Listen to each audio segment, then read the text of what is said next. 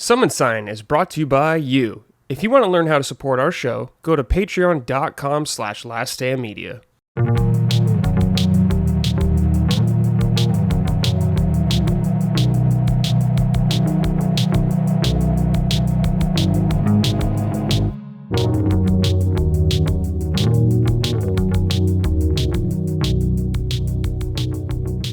Hello everyone, welcome to episode 51 of Summon Sign, Last Stand Media's weekly in-depth gaming discussion podcast. I'm your host as always, Brad Ellis, and joining me this week, I have both the Moriartys, but first we'll start off with Micah. Micah, my beloved punching up co-host, how are you? I'm doing very well, Bradley. Thank you for having me on today. I couldn't help but notice that lovely wooden sign. Oh, yeah. Some nice people sent it on over. Yeah, cool. I don't know. Yeah, very cool. Yeah, what do you think? It's great. Yeah, I really like it. It's awesome. It's huge. I got to try to like mount it or something on the wall. I'm afraid it's going to fall over. I don't know if you've never been to our house, but in our living room, a friend of mine makes those. A friend of the show, an artist, and he made. Actually, he's going to props. Colin he's scurrying away. His Carrot Top. Ooh, Carrot Top. This is the original one for Colin's okay, last yeah. band. And when he sent this to me, like just as like a gift, I want to say, when I was in California, and I was like, dude, these are so dope. I originally wanted to make a table out of it. Oh, and then yeah. and then I was like, what if we just kept making the logos? And so we have the first 4 shows on the wall like this. What I'm saying is you can mount that and put it on the wall because we have 4 of them on the wall in our living room. Sacred symbols, moon, knockback arrow, sacred symbols. Mm-hmm. And I have all the other ones made, but we haven't mounted them yet, mostly because I want to paint downstairs. So they're sitting. So I have one of those too, I guess is what I'm saying. So nice. I had 2 of those made, one for you, one for me. Nice. And welcome. I mean, it's a I don't know if you've noticed, like it's a ritual because, you know, Dustin got one, Ben got one, Chris has one for the different shows. So congratulations for a job well done. Thank you. If you ever mount it, put it in the worst place possible in the house, like above the trash can in the garage or something like that, next to the toilet. I want it to be in the most heinous spot possible. That could probably be arranged. Yeah. You were saying something, Micah? I was going to say, there's this local French man, like an authentic French man named Claude, and he is a fine art like hanger. Like his whole thing is that he comes to your house and hangs art pieces. I found him on this app called Thumbtack, which helps you find, you know, local like handymen. And so he like put like the correct anchors on the back of it and like the wire so you could hang it. But I just picture what the hell was he thinking when he came into our house, because he usually is hanging like fine art. Like you go on his website and it's all like these like gorgeous, you know, paintings people are hanging. And I'm like, I'd like to hang these wooden signs of obscure things, please. And he has no fucking clue what it is. Yeah, just gotta lie.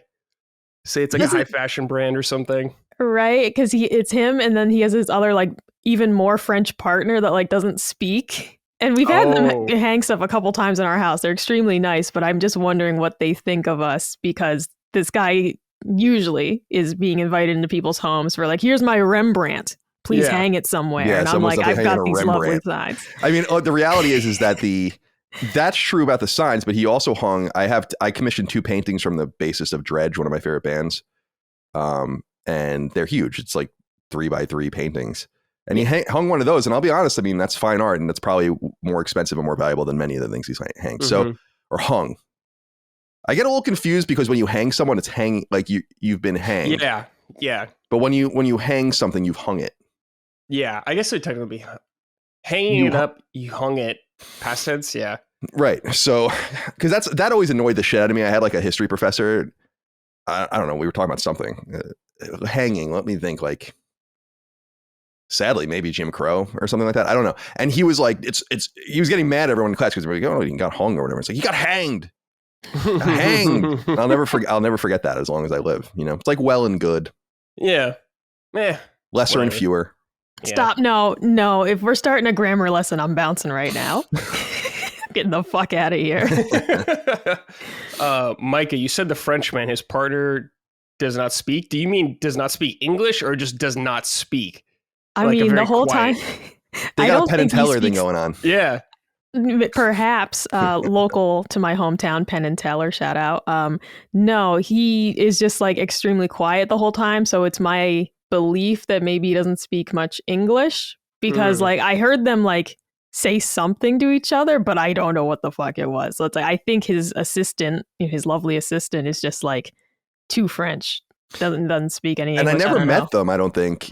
No. And I took French for 8 years. My French is horrible. Would it be funny to try to like break it out? Yeah, that'd be awesome. All right, guys. Let's talk about the Game Awards that happened last week. I watched it. Colin, you watched it. I know you can get Colin and the Sacred Boys' thoughts on Sacred Symbols deep dive, of course, with them. Micah, I'm curious, what did you think about the show? Was there anything that piqued your interest? I mean, Witcher 4 is definitely my most anticipated thing of the whole show. I'm a little disappointed they put it so early, only because for me, I think there were a lot of great announcements for people, but for me, that was the top of the tops. And then I was just like, there's nothing that can beat this. I mean, I'm thrilled with like the look of it. I can't wait to play that. I hope it's not 5 years away, but that really was for me the absolute highlight of the entire 3 hours that I sat through. Like there's nothing that beat that Witcher 4 announcement. Yeah, hell yeah. It looked really good. Siri looked awesome. I'm stoked to play it. Yeah, Micah, you're not going to be able to play it on Switch 2, though. You're going to have to play on something else for once. Sorry. No, that'll be an Xbox. That'll be an excuse to use my Xbox, right? Okay. Yeah. I still love Xbox. I just don't use it as much. But also, new Borderlands. You and everyone else. I mean, really, if Xbox makes a handheld, I'll be there day one. Nice. That is that'd be a must buy. But new Borderlands. I'm a huge Borderlands fan. That would be also top of my list to play immediately. Yeah. We just get a Steam Deck, Micah. I don't know how many times we have to tell you to do this. Because you guys are like, it's easy. And then I went on Reddit to look at like how do you use it? And people are like, I keep having to change the settings because this game doesn't work. And I'm like, I fucking knew it. I knew it's just a handheld computer. I knew it wasn't easy. Like, you bastards lied to me. All right. No, it's like this guy's telling me he can't get Metaphor to run. And I'm like, well, like, what the fuck do I want it for? Does it have official Steam Deck? I don't know. This is what I'm saying. It's just a computer. You guys are like, it's easy. I'm like, no, it's not. You think Phil's going to do a better job, Micah? I think Phil's going to give me something I could just plug in and play a game on, It doesn't have to be better. I can't see frame rate. That's true. Much like I don't see color. I don't see frame rate, Resolution. Yeah, you don't see any of that. I also don't see color. Frame rate, you'll see frame rate when you're constantly exposed to higher frame rate games and then go back, which is exactly what happened to me and will happen to anyone. So it'll happen to Switch you. 2 will probably be a lot of 60 frame games, and I mean that thing's going to be they're going to add one more potato to it. It'll be somewhere between a PS4 Pro and a PS5, I think, in terms of power. And I think they'll be able to get their games going at 60 frames on it. Not like third-party games, but no one's playing third-party games on there anyway. By the way, postscript. Micah brought up Reddit. Micah's becoming a little bit of a Redditor, I got to be honest with you. I don't know how I feel about it. Ew. It's like a little gross in some sense. Why? What have I done? Capital G. What did I do? No, you didn't do anything. You really do love Reddit. You're the first. Reddit's. I've known people in the past. Like I think of Dan Stapleton, the reviews editor at IGN for many years. I sat next to him. He was the first person I ever met that was like in love with Reddit. And you're one of them. Oh no. Like for the most part, Reddit is like a cesspool. However, I have found that certain one, like the cooking and baking subreddits, excellent. But it's because nobody gets political in there. All right. Otherwise, you can't go anywhere without them making everything crazy. But it's like I have fallen in love with the bread baking subreddit, the cooking subreddit, Boston Terrier subreddit. Yeah. But for the most part, it's because I was Googling the Steam Deck and what came up first was Reddit results of help. I'm trying to figure this thing out. And I was like, well, this guy sounds like an idiot. Let's see if I can do it. And it sounds like I can't do it. So I'm just not feeling confident in spending that much money on something that I don't know how it works. Okay. Maybe wait for Steam Deck 2, because that's going to happen eventually. Right around maybe when everyone else comes out. But maybe Colin could help you. But Colin's gonna be playing on the PlayStation thing, whatever that is in the future, anyway. So Hell yeah, PlayStation or death. PlayStation. Or That's death, what I should. right. That's what I should get on my. I should get my join or die tattoo erased with a laser, and then just get PlayStation or death. Yeah. On my written on my arm. That's very much in line with power to the players. Your guys' thing. Power to the players. Steam Deck for Micah would be interesting. That's interesting. But I also though, I love my physical games. Like I can't Steam library. That's true. What am I going to do with that? That is true. There is a dissonance.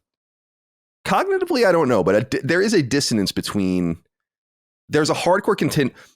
Let me back up. The hardcore contingent of gamers, right, appear to very much be overwhelmingly physical games people, right? Like the Dustins of the world, the Micahs of the world, right? I'm very much digital only. I don't know how I would feel if I didn't get everything for free for many, many, many, many years and I had to go buy games. I probably would still be buying physical games, but I was just kind of indoctrinated in some sense. Just real quick, the physical game thing, it's total. There's so much money to be made there. I've realized since we started doing ours. So I don't blame these companies for like really going all in on these physical copies. But then there's like the hardcore gaming contingent and they're like PC gaming. And it's like, there are no physical games on PC. So what is the Venn diagram there? They're probably, they must be two separate groups, but they seem, you know what it is? It's that they're both the most annoying groups of people in the games industry. Yeah. You bring in the third circle of Souls people. So like Souls physical gamers on PC. Oof. Oh. I don't know about that.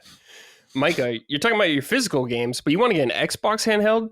You can't. I went to Target. There's no physical Xbox games anymore. They're gone. It's getting difficult. Because I pre-ordered like a, what is it called? Like a pirate Yakuza, whatever. I pre-ordered that. I got that for Xbox. It's coming out next year. But no, it is getting harder and harder to find Xbox games physical. The thing is, though, I'm crazy enough that for Xbox, I would buy some digital games. I would do it. I'm not like so out of touch that I won't buy digital games if that's the only way to play it. I bought Sea of Stars digital. I wasn't going to wait a year for the physical release. I bought Mineko's Night Market digital. It's the only way to play it. Dave the Diver at the time. I'm not one of those people who's like, I don't buy digital games. I would just much prefer it. Like I want to own Metaphor. I don't want to only own a Steam copy, but I'm not crazy enough to buy it twice.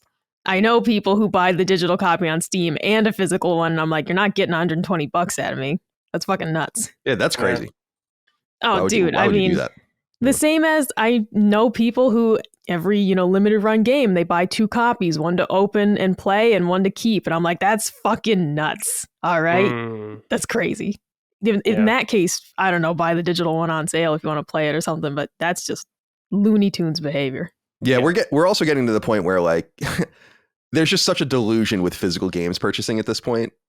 Two major games recently, what is it, Call of Duty and Indiana Jones, are fucking coasters when you buy them.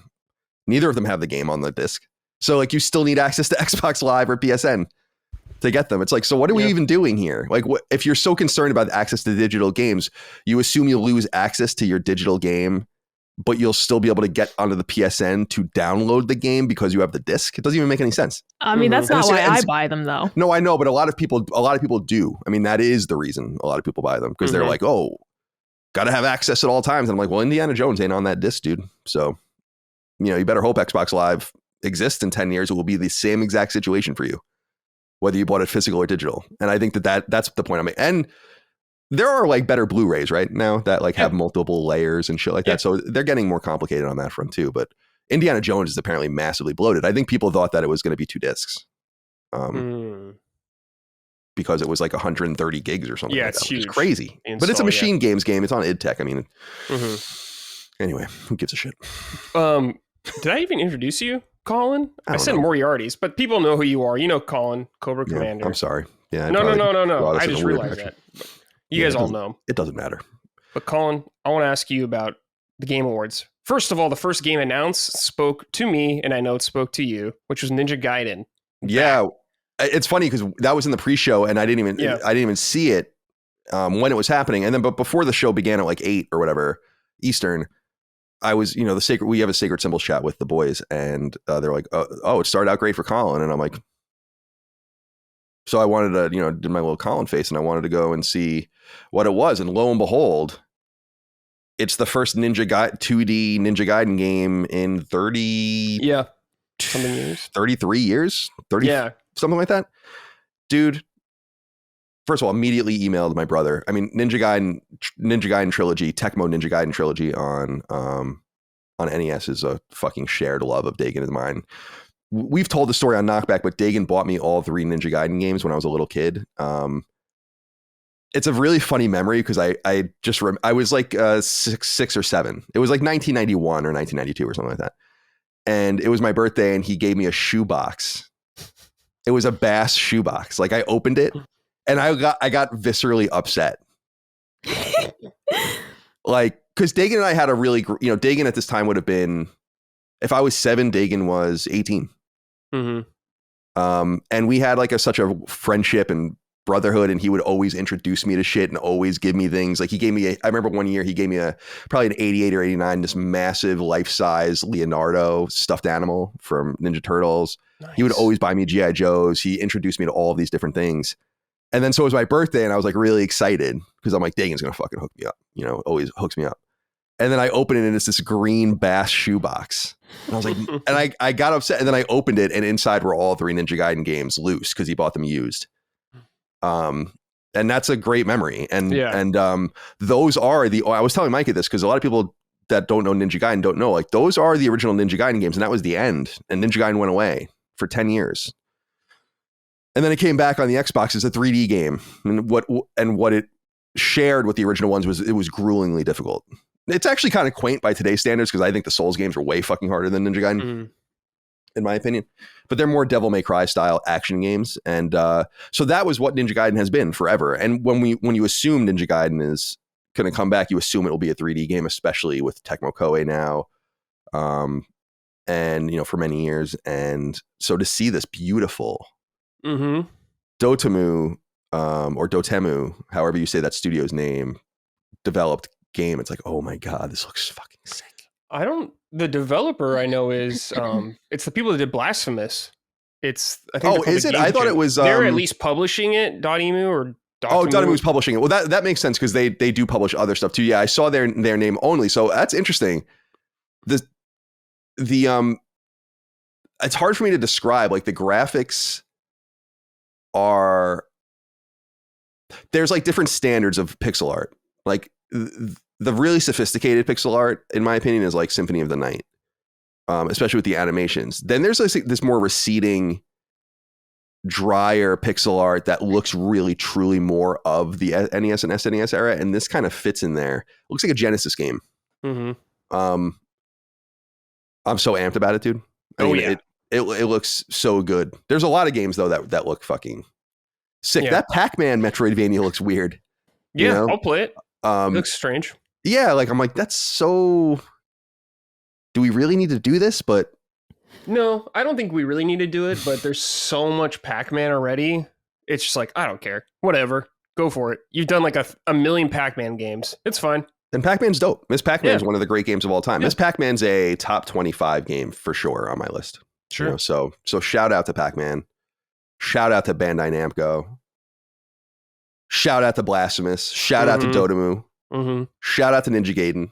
Well, Dagan and I called Ninja Gaiden for a minute. We didn't know. Well, it was hard to know. There was one hint, and it was in The Wizard, the movie. Oh, they do say Ninja Gaiden in that, but we just ignored that. It's the same thing with like Ryu. Yeah, and Ryu. And a bunch of other, and Mario. Dagan still says Mario.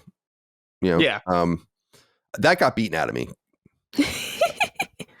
Like people used to ridicule the fuck out of me at IGN for saying Mario. And so like to the point where I just don't say it anymore. Mario. Even though you've never in a million years met a guy on Long Island named Mario and called him Mario. So I don't know like where this whole thing, it's like his name is Mario. Yeah. I literally know a man named Mario that I went to school with. But no, that nonetheless. No, what are you always saying? I anglicized it. Well, they Japified it. Japaneseified it. I don't know how you'd say that. You can't say Japify. I didn't mean to say that. It's just, how else do you, what's the analog of anglicized to Japaneseified? There it is. It doesn't matter. You can't trust anything because in the Naruto official games, they say his name wrong. And like, they don't even, it's not even like they're saying Naruto. They literally say Nerdo at one point. Nerdo? It's like, no, yeah, dude, it's awful. There's this submission where you gotta deliver ramen. And he's like, thanks, Nerdo. It's not even close. It's not even close. And like, they say it multiple ways in these games. It's like, even the official games aren't consistent. Man. So I don't blame anyone for being like, is it Ninja Gaiden? Is it Ninja Gaiden? It's like, can't trust anybody. Unless you speak the language you don't fucking know. Yeah, Colin, you might remember in Resident Evil 4, the original, they would call Louis and Luis at certain times. Right. Luis. Yeah, it's so good. By the way, how's your Mega Man studying going? Mega Man studying has not been going because I've been doing this stuff. Iceman. Okay. Good. Mega Man 1. You need to know the man and the game. I'm excited to sit down and just do Mega Man stuff with you at some point. Here. It'll be good. What we got to do is, Colin, you got to give me a deadline.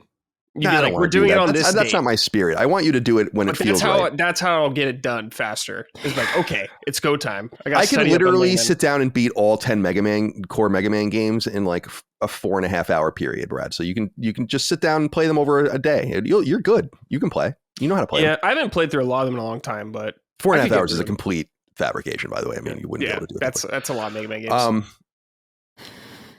What else? The Game Awards, though. What else was there? There's a lot of stuff. I have my notes. Onimusha coming back, lives again. Right, Onimusha. I was very happy about that. I never thought it would come back. Micah as my witness. I was saying this to her because I was like, these are the only reason I should stream is for the moments like this. Is like, I straight up called 7 games, I think, before there was any real evidence of what they were, including that Onimusha game. The second I saw one of the red orbs, I'm like, it's Onimusha. Because they already established the Japanese setting or whatever, and I'm like, it's Onimusha.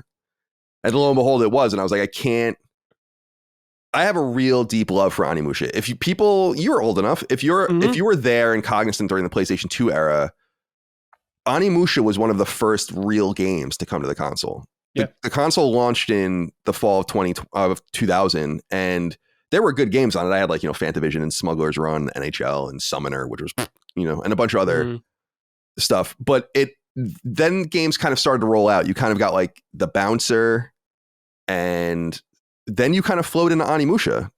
And later that fall is when you get Metal Gear Solid to Silent Hill to Grand Theft Auto 3. That's when the console really takes off. But Onimusha was one of the first games where you're like, oh, this is why I own this thing. Because it's hard to like go back and really, at least my perspective at the time, I was in 10th grade, I was like, this is cool.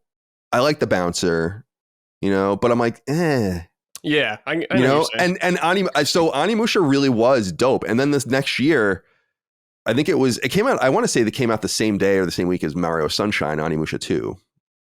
Because I think I got them the same day. And I was like, damn, this game's fucking sick. And then the third one came out, which I was a little soft on, but then they had that great fourth one in 2006, Dawn of Night. Dawn of Souls? Dawn of Souls, that's what it is. And it was a late PS2 game. It was probably one of the last PS2 games I played. And that was fucking sick too. And then it just kind of went away. And I don't really know. I think that they were kind of looking at it and they're like, we got Devil May Cry. We just got a lot of Japanese shit, and they're not Tecmo Koei where they're like obsessive about like setting in place. So it really heartens me that they're bringing it back, because they did float the original version on PS4 in 2019, I want to say, or 2018. And it seemed like no one cared about it. And I was so amped about it. I'm like, dude. Yeah, me too. And everyone like just came and went. And I thought that they looked at that and said like, well, no one cares. But clearly they might have at that time started maybe getting this thing going. And my hope of hopes is that they bundle and re-release the original 4 in preparation for this, because those are really dope games. I think they're a little antiquated, fixed camera angles with the earlier ones. And, the game gets a little more truly 3D, I think, I mean, they're 3D 4. games, but truly, movable camera and stuff later on. But yeah, man, good to see it back. I'm excited. I love Samanosuke. I love that story. I'm not a huge Japanese lore nerd, so that's kind of like that's always been my entrance to it. So yeah, shout out. Yeah. I'm amped about that. What else? Witcher looked great. Intergalactic looks fucking sick. Okami. I was so excited about Okami coming back. And the bigger news, I think, just Kamiya back at Capcom. I think that's the bigger news. And dude, I mean, I didn't really think about it at the time, but what does it mean for Platinum? Are they in trouble? Yeah. I think they probably are. Yeah, people left to go to Clover's now. Right. So I think that might be the end of that, or getting to that point, which sucks. I mean, their two major names. I mean, Mikami's been gone forever, but it's like their two big names are gone. So Okami coming back is dope. I like Okami. I'm not like a huge fan of it. The bigger news was Kamiya going back to Capcom, just and what that means. So that's so interesting. Yeah, totally. I'm stoked about Night Rain, of course, Elden Ring. Very intrigued by the idea. Co-op roguelite stuff sounds fun to me. What do you I was saying this on Sacred first of all. I'm like, because I was like, Colin instincts secure, because we were talking about Elden Ring and the quote recently from Miyazaki that they're not making or not working on an Elden Ring, and I'm like, that's fucking nonsense. Yeah, he lies all the time. Yeah, I know, but it's also like, you sold 20 million copies of the game. You're making another one. Are you out of your mind? Like that would be so stupid. No, yeah, there's no way. Not to do that. So it was cool to see that they're doing something different. Dustin had an interesting insight, though. I don't know shit about these games, so you guys know everything about them. He was like, I feel like this game's going to, from his perspective, he felt like the game was going to be much more controversial. That like, this is not going to be something that a lot of people actually do want. I mean, millions are going to play it, but yeah, it's not, because I was always very limited experience with these games. I know there's a very bespoke multiplayer component to them that people seem to dig. So it seems logical to kind of leverage that. Yeah. And they're one of the people that I think can peel people off of other games to play their shit. So why not? I think so. I think, there's going to be some pushback for sure, because it's different. It's not a single player focused huge RPG, especially after Elden Ring. I'm curious how they'll handle monetization in it, or if there's going to be any. I have a feeling this game's going to be $40 or $50 when it comes out, I'm guessing. Yeah, that sounds right. But if there'll be, online stuff, I can't see From Software themselves doing that so much, because they never do, ever. They might have some stuff, I guess. Maybe is the time to finally jump in, I suppose. What about free to play? Be interesting. That would be interesting. They won't do it. I'm not saying that's going to happen. That's not going to happen. No, that would be interesting if someone in the boardroom was like, why don't we just make it free? We don't. I mean, we're going to make a lot of money on it, but maybe we could just make this a thing. That sounds like Bandai coming in, or they're publishing it, so maybe they could totally maybe pull some strings in that way. But yeah. I mean, I'm excited about Colin because it is different. I like that idea of it. I know a lot of people aren't going to be as keen on that, but relax, guys. They're still making a ton of games already. They have like 3 games in development right now. So you're going to get your next RPG from them. Don't worry and this about is just an asset flip. Yeah, exactly. Might as well reuse his assets. And some asset flips can be incredible games. Definitely. Like Majora's Mask. Definitely. That's totally true. Also, I think, didn't Dustin told me something I thought was interesting. There's like a Dark Souls boss in. Yeah, there was a Dark Souls 3 boss in there. So I was like, man, does that recommend all this stuff takes place in the same universe? Are they going to try to like Who knows? Are they going to try to make this a like their metaverse sort of thing, which would be kind of interesting? Yeah, I don't know. A bunch of lore nerds are going to be scratching their heads though. That's for sure.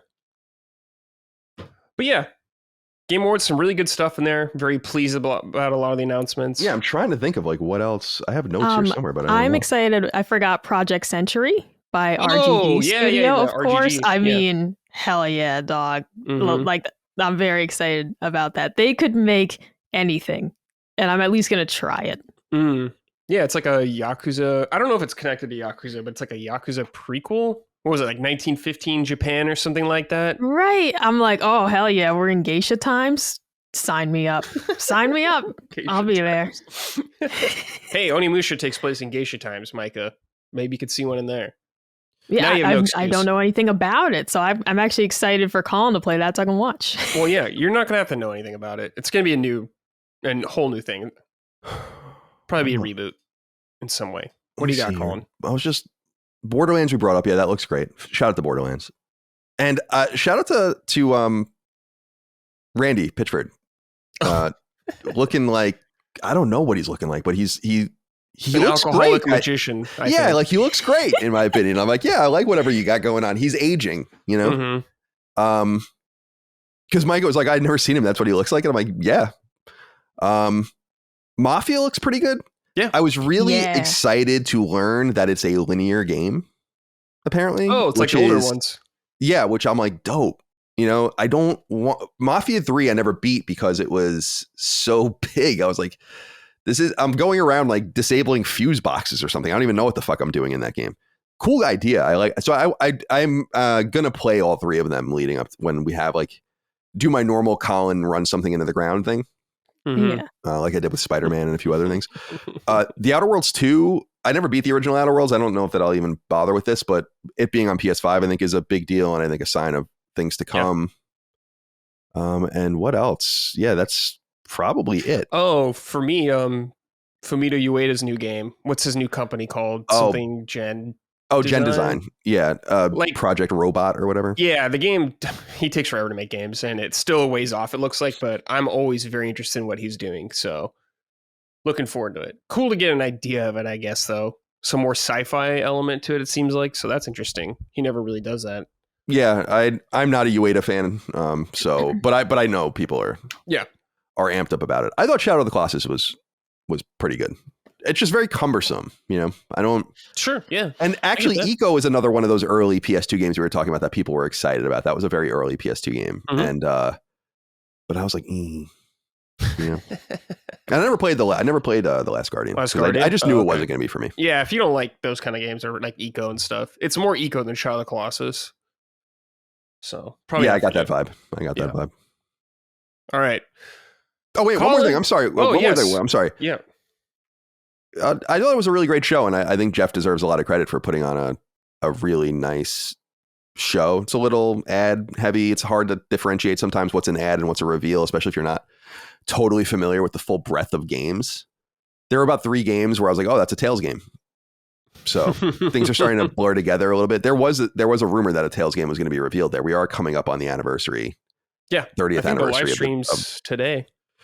So what are they saying it's going to be called? Odyssea or something like that? I have no idea. I don't know anything about the rumors. So that never showed up. But I just think that like with all the division about like, I think award shows are generally just, as people know, just not needed and I think counterproductive in some way. But considering what it is and that I'm in the minority and it's going to be executed on every year, I thought it was a really good show and probably the strongest showcase of games in years.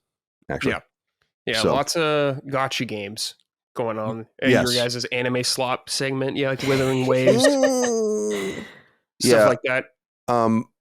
Also, I haven't gotten too into this, but I want to read more about the conspiracy around that dude that made the spreadsheets for people unemployed in the games industry and how he actually is a director at Tencent. And I'm like, what is this? Like, why do you position him like that? Why not at least just acknowledge that?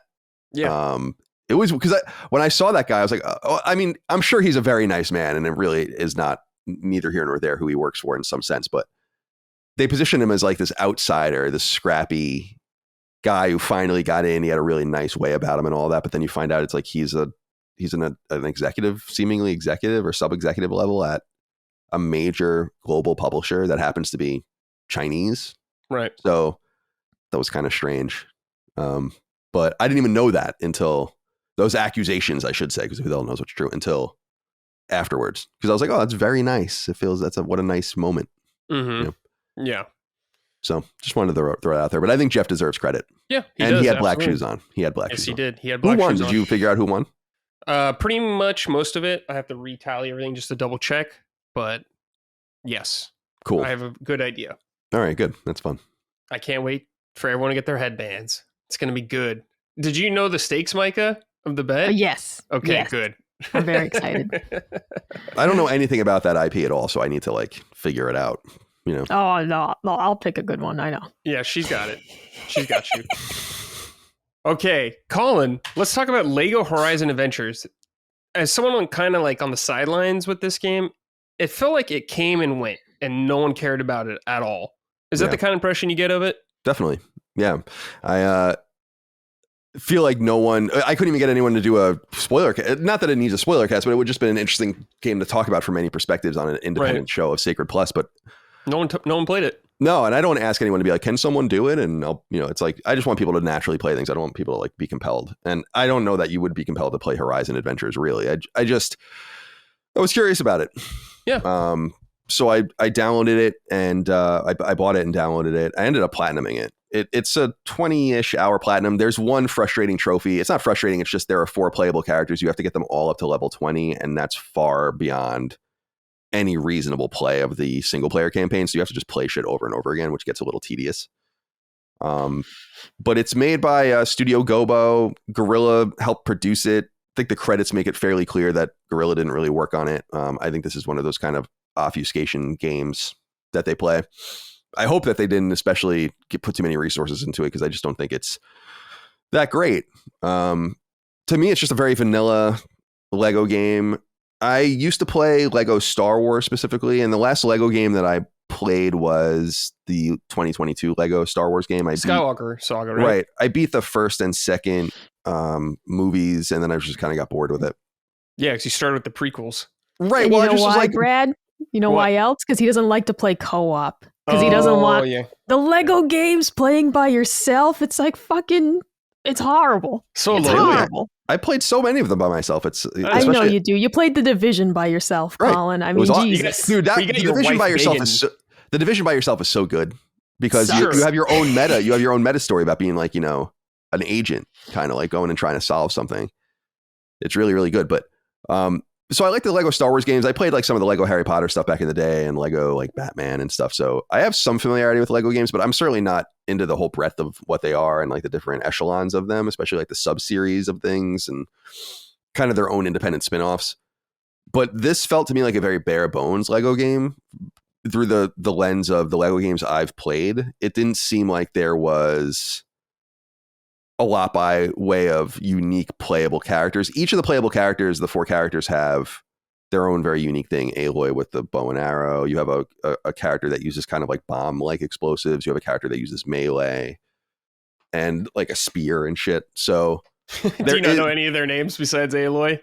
no, not real. Well, it's what I know. I'm just saying that's Horizon to me. Oh no, It's totally. It is. It's what's it? I want to say Garl, but that's not it. Varl. A Sea of Stars. Yeah, that's right. Sea of Stars. It's Varl. Grundle. Grundleman. Grundleberg. Yeah, no, I don't remember any of the characters. Also, this is about her. Honest, not that it's much more in my mind, but the second one's more in my mind than this one, and this one's based more on Zero Dawn and specifically Aloy's origin story. Oh, okay. Which is cool. With like Elizabeth Sobek and all that kind of stuff. So, and it's cute. It's like a cute Lego childlike retelling of the story of Aloy and the robot dinosaurs and, the project to kind of revive the Earth through the lens of a Lego game, but from Zero Dawn. And I don't know if the intention was, if anyone cared about this, we would do the second one too. I mean, there's just no way they're coming back to this, I don't think. But it just is very vanilla. And I thought it was weird in the sense that it was laid out. It's all you have a village that's like a hub, and then you go off in like 6 or 7 different directions out of the village to go to these different worlds. And then each world has like a series of quests that you do, and you get further and further into the world. But it's very weird. So like if a stage is 100%, right, and you explore the first 20%, that might be the first stage. And then you get kicked back out to the village, and then you go back in and have to do that 20% again. Then you do the next 20%. Then you get kicked back out. And sometimes they go in different directions. So these are basically huge arenas where the game funnels you into a series of paths, which is not horrible. It feels almost like a Monster Hunter game in that respect, where it's just like you're kind of, or like going into a tower, like Azure Dreams or Dark Cloud or something, where you're like kind of going back into these places over and over again. And they're somewhat procedural, but I'm not even sure if they actually really are. I think it's just like making decisions in the beginning, like you go left, right, left, right. Now this one you go, center, left, center, or whatever. Mm-hmm. And so it just gets, what I'm saying is it gets very repetitive. The combat is fun, if not a little bit it's not dynamic by any stretch of the imagination. I mean, I don't think Lego combat really is. Fighting the dinosaurs is cool. They all have the weaknesses, and you also fight human enemies just like their games, or Lego minifigure. Yeah, it would be awesome if your minifigures were fighting actual human enemies. That would be fucking scary. That would be actually awesome. Yeah. So it's cute. It's well done in some sense. It's just very vanilla and like just an okay game. I really, as I said on Sacred, I would only recommend it to people that are like really into the Lego franchise and want to kind of have a complete encapsulated version of this, of all the games in their mind somewhere. And then maybe like big Horizon fans that are truly curious. But if you're looking for like a children's game or something, there are no doubt many better. I think someone wrote in with some outrageous thing on Sacred saying like it's like the best children's game they've played on PlayStation. And I'm like, you say that in the shadow of Astrobot? Like this doesn't even doesn't even make any sense. So I really don't recommend it. And it's not bad. It's not even like fine. It's good. It's just it's pretty boring. I mean, in some sense, and I don't think people are going to find like a crazy amount to love about it. There is a cool in-game quest system. They don't have like, you don't go and find like special bricks. You like do missions to get bricks, or you build things and get bricks. And like, then of course the currency of bricks, it just feels very stripped down, like something that was made quickly or just on a budget. And maybe that's a nice quality for it. It was like, it would have been a really cool, like $29.99 game. Yeah, definitely. So I think so as well. It's fine. Well, from the trailer when they revealed it, I remember Aloy had new voice acting. She was much more like upbeat or whatever in this game. It seemed like. Do they use audio from the game in this, or is it just kind of all new? No, it's all new, which is cool. And if I didn't actually look at the credits. I think it's the original, or at least most of the original voice actors, right? Yeah, like sounded like it. So, because sometimes people like Indiana Jones, for instance, it's like, damn, that's so good. Like your impression is so good, but it does seem like no one cares about this game. Like, yeah. And I don't mean that to even be mean. It's just, it doesn't seem like it. I mean, I imagine this game maybe 50,000 copies or something, Yeah. Yeah. I don't see anyone care about it. I would pay $20 for it. You probably will be able to very soon. Yeah. I'll buy it for that. That's fine. And it's like, that's okay if a game's not like incredible or anything like that, but there's just so much on my plate already. It's like, I'm not going to spend a lot of money on this game right now. But by the way, did you see the rumor? The only reason I saw this is because Tom Henderson reported on it. Yes, I did see this. That this game might come to Xbox. Mm-hmm. There you go, Xbox. And I'm like, I don't really like. Why would you? I don't. Whatever happens, and it might be a licensing thing where it's like if you want access to Lego, we ultimately have to spread the field. But you would break that cherry, as it were. Ew. Ugh. With Lego Horizon Adventures, that's the one you're going to take the heat over.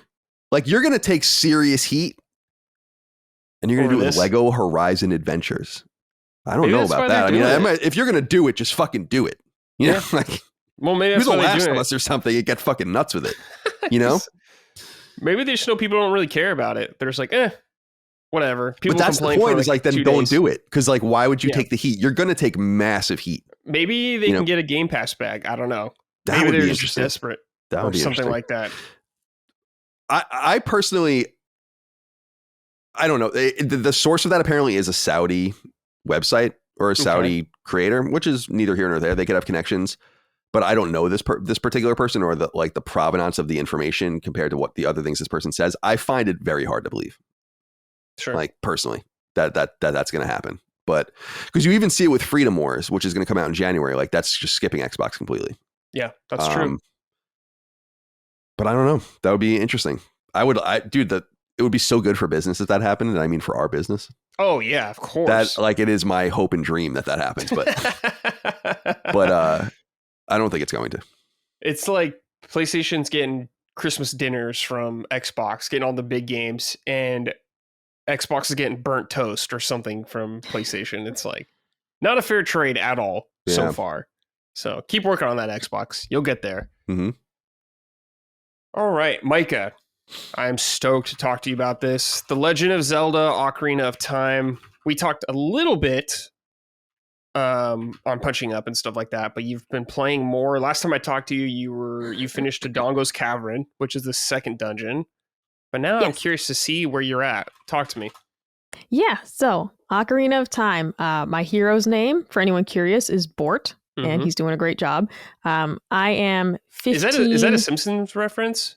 Absolutely. Bort? Okay. Oh, yeah, absolutely. Gotcha. I have played for 15 hours and 45 minutes so far. What I like a lot about this game as of right now, I do like the story. You know, Zelda games aren't very story heavy. Story in this game, as usual, is given in like little bits and pieces, but they do give you a nice little twist on like the familiar, you know, Ganon is evil, go fix it. What really stands out to me is the tone of this game, in that I'm playing, you know, when I played Link Between Worlds, for example, every time you rescue one of the sages, they're like almost snarky about it. And they're like, well, go find somebody else. Like, hurry up. And in this game, they're much more appreciative of you each time that you do a dungeon and help somebody. They're like, it's almost sad, the tone of it. And they're very like thankful and grateful. And I find that to be a much better motivator than Link Between Worlds, where they're like, fuck off and go find somebody else. So already, I really like the presentation of the game and just how the characters you rescue aren't rude, basically. I'm also really liking the dungeons so far. They're each very different in terms of the design and the style of puzzles. They do reuse some elements like pushing and pulling the blocks and climbing up them. But then each one will have something totally unique, like the water temple having the iron boots to sink down lower into the water, for example. Oh, you're that far. Wow. Okay. Oh, yeah. So right now, I got the 3 spiritual stones. I beat the forest temple, the fire temple, which was my favorite so far, and the water temple. Cool. And that's another one, like the ice, there's this like ice cavern, and it has this like special blue flame you got to bottle up to melt, you know, this red ice basically. So the dungeons each have unique elements while reusing a couple assets, which is nice because it's something familiar in each one. Like each one introduces a new mechanic, but then also you immediately know what to do when you see a block, like a large block. You got to push it or pull it or do something. You know you're going to need to interact with it somehow. So I kind of like that mix of something familiar, something new, each dungeon that you go into. They're pretty intuitive so far. I've needed a little bit of assistance along the way, but not a lot when it comes to the dungeons. Things I needed help with were when I was misunderstanding like a boss fight or a mini boss, for example. There was one boss fight where the boss was not like lighting up red at all when I hit him. And so I was like, am I doing this right? Am I even doing any damage? Quickly Google it and it's like, okay, I am doing damage. I don't know why he's not lighting up, but eventually it worked. Or in the water temple, there was one door that's timed, and I thought I just wasn't being fast enough. But in reality, what I needed was the upgraded hook shot to get to that space. I know exactly what part you're talking about. Yep. Exactly. So those were the things I needed help with. You know, otherwise, like even in the water temple, I was able to figure it out on my own. It was just things like that where I'm trying to do the wrong thing because I think, oh, I'm just not quick enough. In reality, I didn't have the right equipment. Once I figured that out, I was able to move to a different area and progress, you know, through it. Or same in like the forest temple, for example. There's this one section where you need to hit one of those eyes with an arrow, and then you need to go through that whole section, come back, and then undo it because then a different door unlocks. I never would have thought to retrace my steps like that, only because so far the game hadn't had you do anything like that, where it's like, now undo it and go back and see what's different this time. So the game definitely keeps you thinking outside the box, but for the most part, I've been able to jive with it pretty well and figure things out. I think the most complicated dungeon for me so far was when you're in the giant fish, which is Jabu Jabu. Oh, like that's my least favorite part of the whole game. I hated that one. That's to get one of the spiritual stones. I used a guide for that mostly because you have to have what's her name? Rooter Tutor with you. Rudo, yeah. Yeah. You have Princess Rutabaga. You got to carry her around the whole time. And the thing is, if she gets hit or if you like accidentally leave her behind, she like resets to an area far away. And I immediately was like, I'm not dealing with this. I'm going to use a guide because I'm not dealing with having to go get her again, every time. But otherwise, it's been pretty manageable for me. This is an example of a Zelda game where the overworld itself is a big puzzle. I'm less of a fan of that. Like it's very like Link Between Worlds in that regard, where it's like just getting to the dungeons themselves is a big puzzle. That stuff I'm using a guide for 100%. Like any sort of trading sequences, any sort of thing where it's like you got to find the exact person that wants to have the mask. It's like I'm not gonna trial and error that for hours at a time. But the dungeons, like the core gameplay, I'm really, really jiving with. The soundtrack's good. Thank God you're giving it a chance. Thank you. I've given it a chance. I'm listening to a good portion of it. The ocarina songs are fun. Yeah. I wish it didn't play the whole song like every time you played it. It's Sure. getting a little old. And I also can't memorize any of the songs. I don't know. I just got stupid in my old age, I guess. But yeah, I'm really having a great time with the boss fights, and mini boss fights have been really interesting. The Forest Temple fight is my favorite so far. Yes. When you have like a Ganon, he's on Ganon. horseback. It's really cool, like just really inventive. I like the setups they have. Like there's the 4 ghosts that you fight in the Forest Temple. Those are really cool and clever. And the game also has you use weapons like in unique ways during the boss fight. In the Water Temple, for example, you have to essentially use the hook shot to pull this guy like out of his armor, basically. It just has you thinking outside the box. I'm enjoying that. Not too much dialogue. I like that you can talk to all the NPCs, but they're not telling you too much. They're not giving you their whole life story. The main quest cutscenes are very short. And one major thing is I really like, as I've been playing all these Zelda games, seeing the way they reuse certain enemies, certain characters, because prior to ever playing a Zelda game, I didn't know they did that. So it's neat to see how they draw each enemy differently, like in each subsequent game. So like those spiky guys that zoom around on the floor, it's cool to see how they look in each game. It's cool to see them each like with a fresh coat of paint and everything, like, and in the style of each game, each era. That's been fun for me as someone who truly didn't know that that's, how these games operated, basically. Yeah, that's awesome. I'm so pleased you're enjoying it so far. This is one of my favorite games of all time. Colin knows, a legendary game, one of the best of all time. Talk to me about the Fire Temple. What about it stood out to you? We talked last time, you like the Gorons, our stoner guys. We like those dudes, they're funny. But what about the Fire Temple spoke to you? I don't know, like, I just clicked with that one in that it just made sense. I really didn't get stuck. The only thing I got stuck on in that temple was I missed like one bombable wall. Like I just got to a point where I was like, I've seen everything, but I still can't get up there. And then I realized, like, just walking around, I missed like one crack in a wall that I was supposed to bomb. It was just one of those things of, I feel like every Zelda game I play, there's always one dungeon that I really just click with. And so far, the Fire Temple was the one of, I love the Gorons and I just want to help them out because they're my favorites. But also, it just made sense to me. That one was just, I don't know, I didn't have to think too hard about it. And I like some of the unique puzzles they put in. They have these like fire maze, basically, of like, as you walk up to an empty space, a wall of fire might appear. And then you have to go a different way and a different way. And some of those sections are timed, which normally I hate, but you just, once you get the hang of it, it's just not too hard. So that one was my favorite so far, but it's just because it clicked with me. Yeah. Whereas like conversely, Jabba Jabba's belly, like I hated that one. Yeah. I hated the sound effects. I hated the look. I'm like, this place is gross. I hate having to have a companion along the way. Like that one was not working with me at all. But yeah, it was the same in like Zelda Echoes and like Link's Awakening too. Like each time around, there was just like, this one was my favorite so far. There was always one that just clicked more than the others. Cool.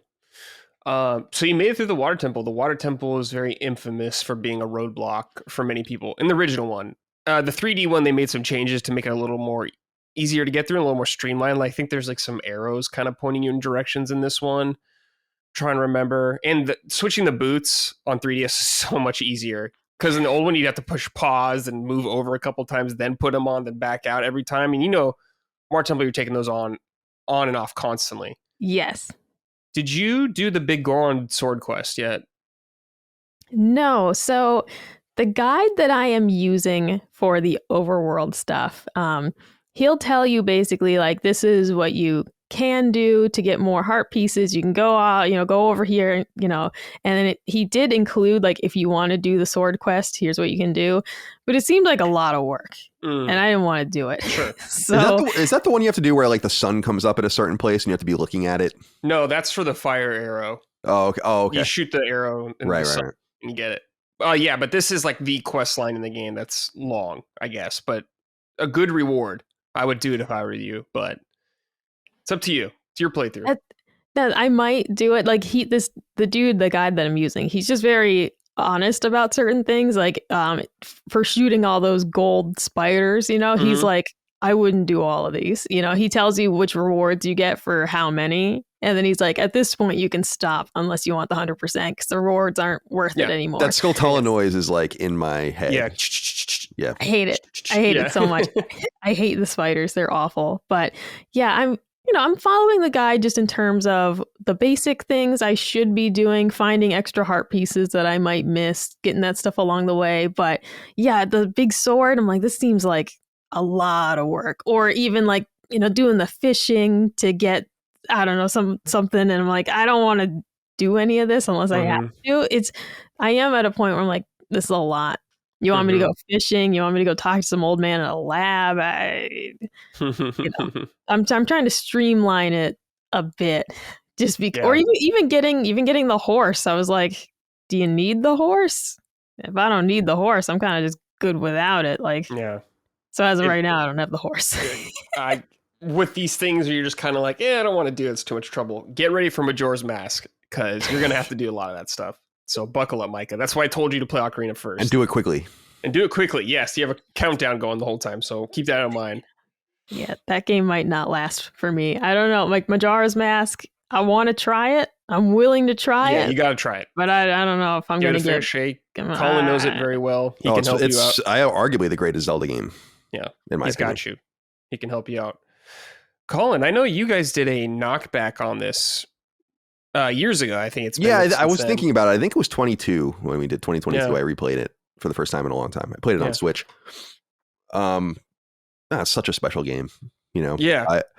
I have very, very fond memories of this game. It came out when I was in 9th grade that fall. My friend, I didn't get it immediately. My friend Mike Pope across the street got it. We lived in his basement, just playing it and being on GameFAQs. And this was pre-forums, but like just looking at the guides and like what people were finding and Nintendo Power and the strategy guide. There was like I think it was Prima. It might have been Brady, but I think it was a seminal Prima guide for it. And we just loved it, man. I mean, it was it seems almost quaint today, but it was really the first kind of game like that in 3D we'd ever played. And that I think was the first game of its kind in for the mass market that like an action adventure RPG, whatever you would call Zelda. It makes perfect sense. It's just in a different perspective. And even what Micah was talking about the idea of like, do this, and then there's all these things you can do, and then do this, and there's all these things you can do. That's exactly like the original Zelda. And that's exactly like Link to the Past. So I think Majora's Mask is the superior game just because I think Majora's Mask is truly special. Like I think Majora's Mask I loved Majora's Mask immediately. I was in 11th grade when that came out, and I absolutely adored it. And so it always one-upped Ocarina to me, but and I like Wind Waker as far as 3D Zeldas more as well. But again, Ocarina of Time is just it was the stepping stone, and really like the iconic game for most people on N64, which I think I owned it on N64. N64, obviously, I loved it in its own way, but the PS1 was my main machine that generation, just by virtue of the fact that like it was like, oh, once every few months maybe something interesting comes to N64, like, and Ocarina of Time was much needed by the time it came. So definitely. Really special game. Yeah, we did a whole knockback about it, Dagan and I, and got into the weeds on it. it is a pretty difficult game at times. The water temple is tough. Like I would never be able to do those things anymore without a walkthrough. And I probably I'm certain we used a walkthrough immediately when we were playing it. Because I like it's totally weird to me.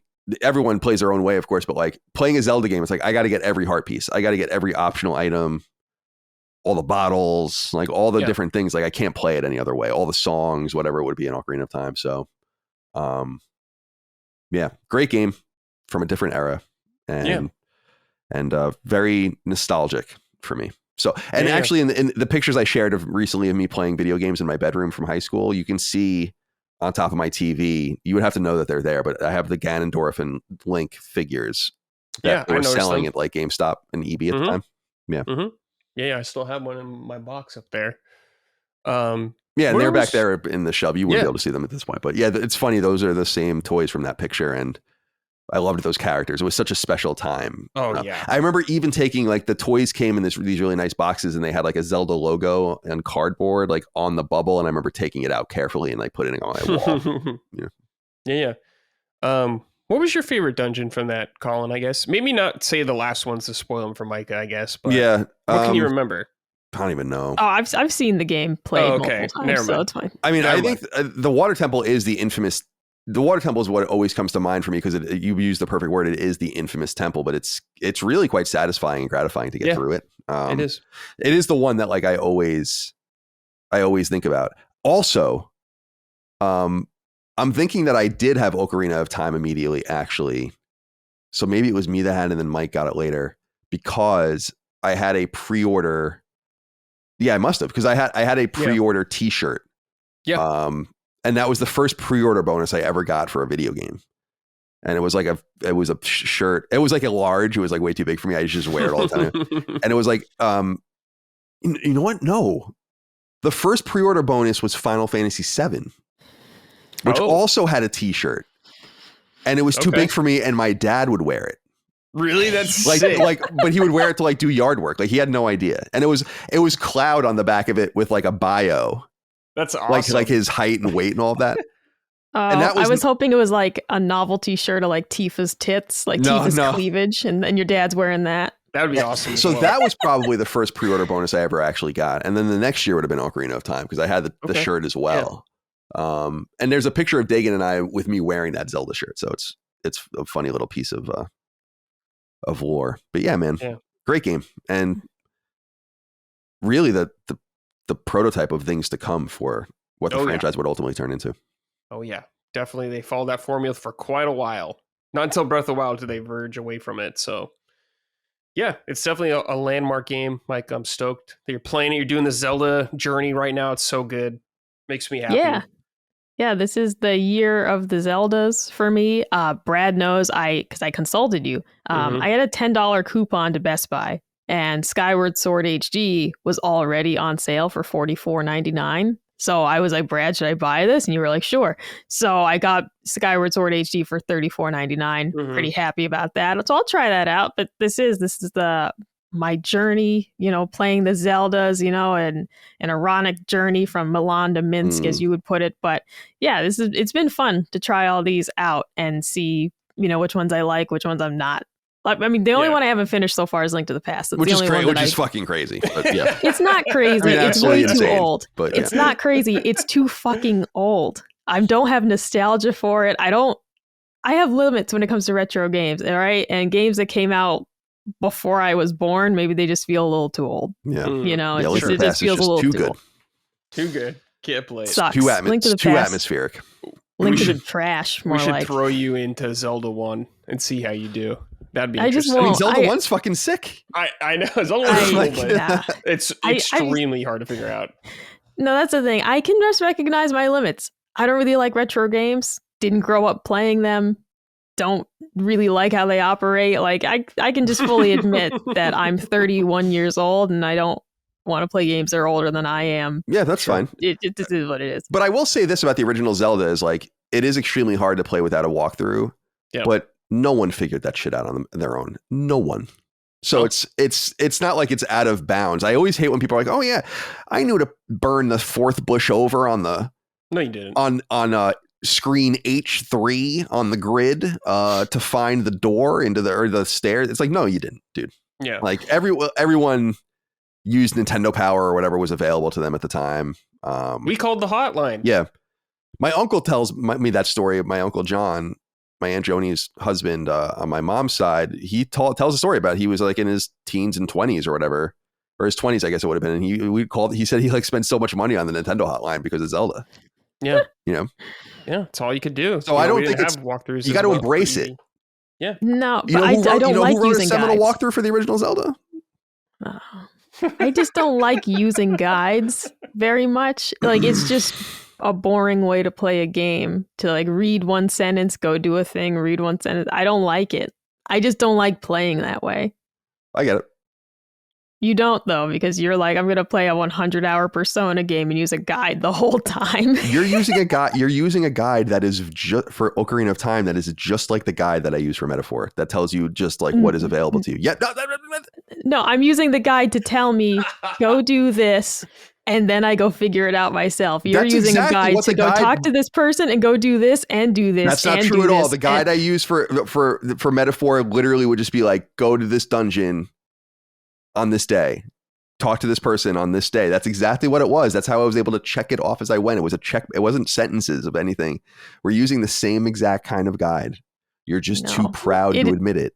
No fucking way. There's no way this is on the same level. You literally wouldn't even finish Persona 4 because you messed up one step of your guide. The difference between you and I is that I'll finish the fucking game. I if didn't mess finish one the thing social link with the wolf or whatever it was. I know. The dog. Oh no, I'm not going to see the story through because I'm not going to get a trophy for it. Oh, boo. I saw the twist anyway. It's over at that point.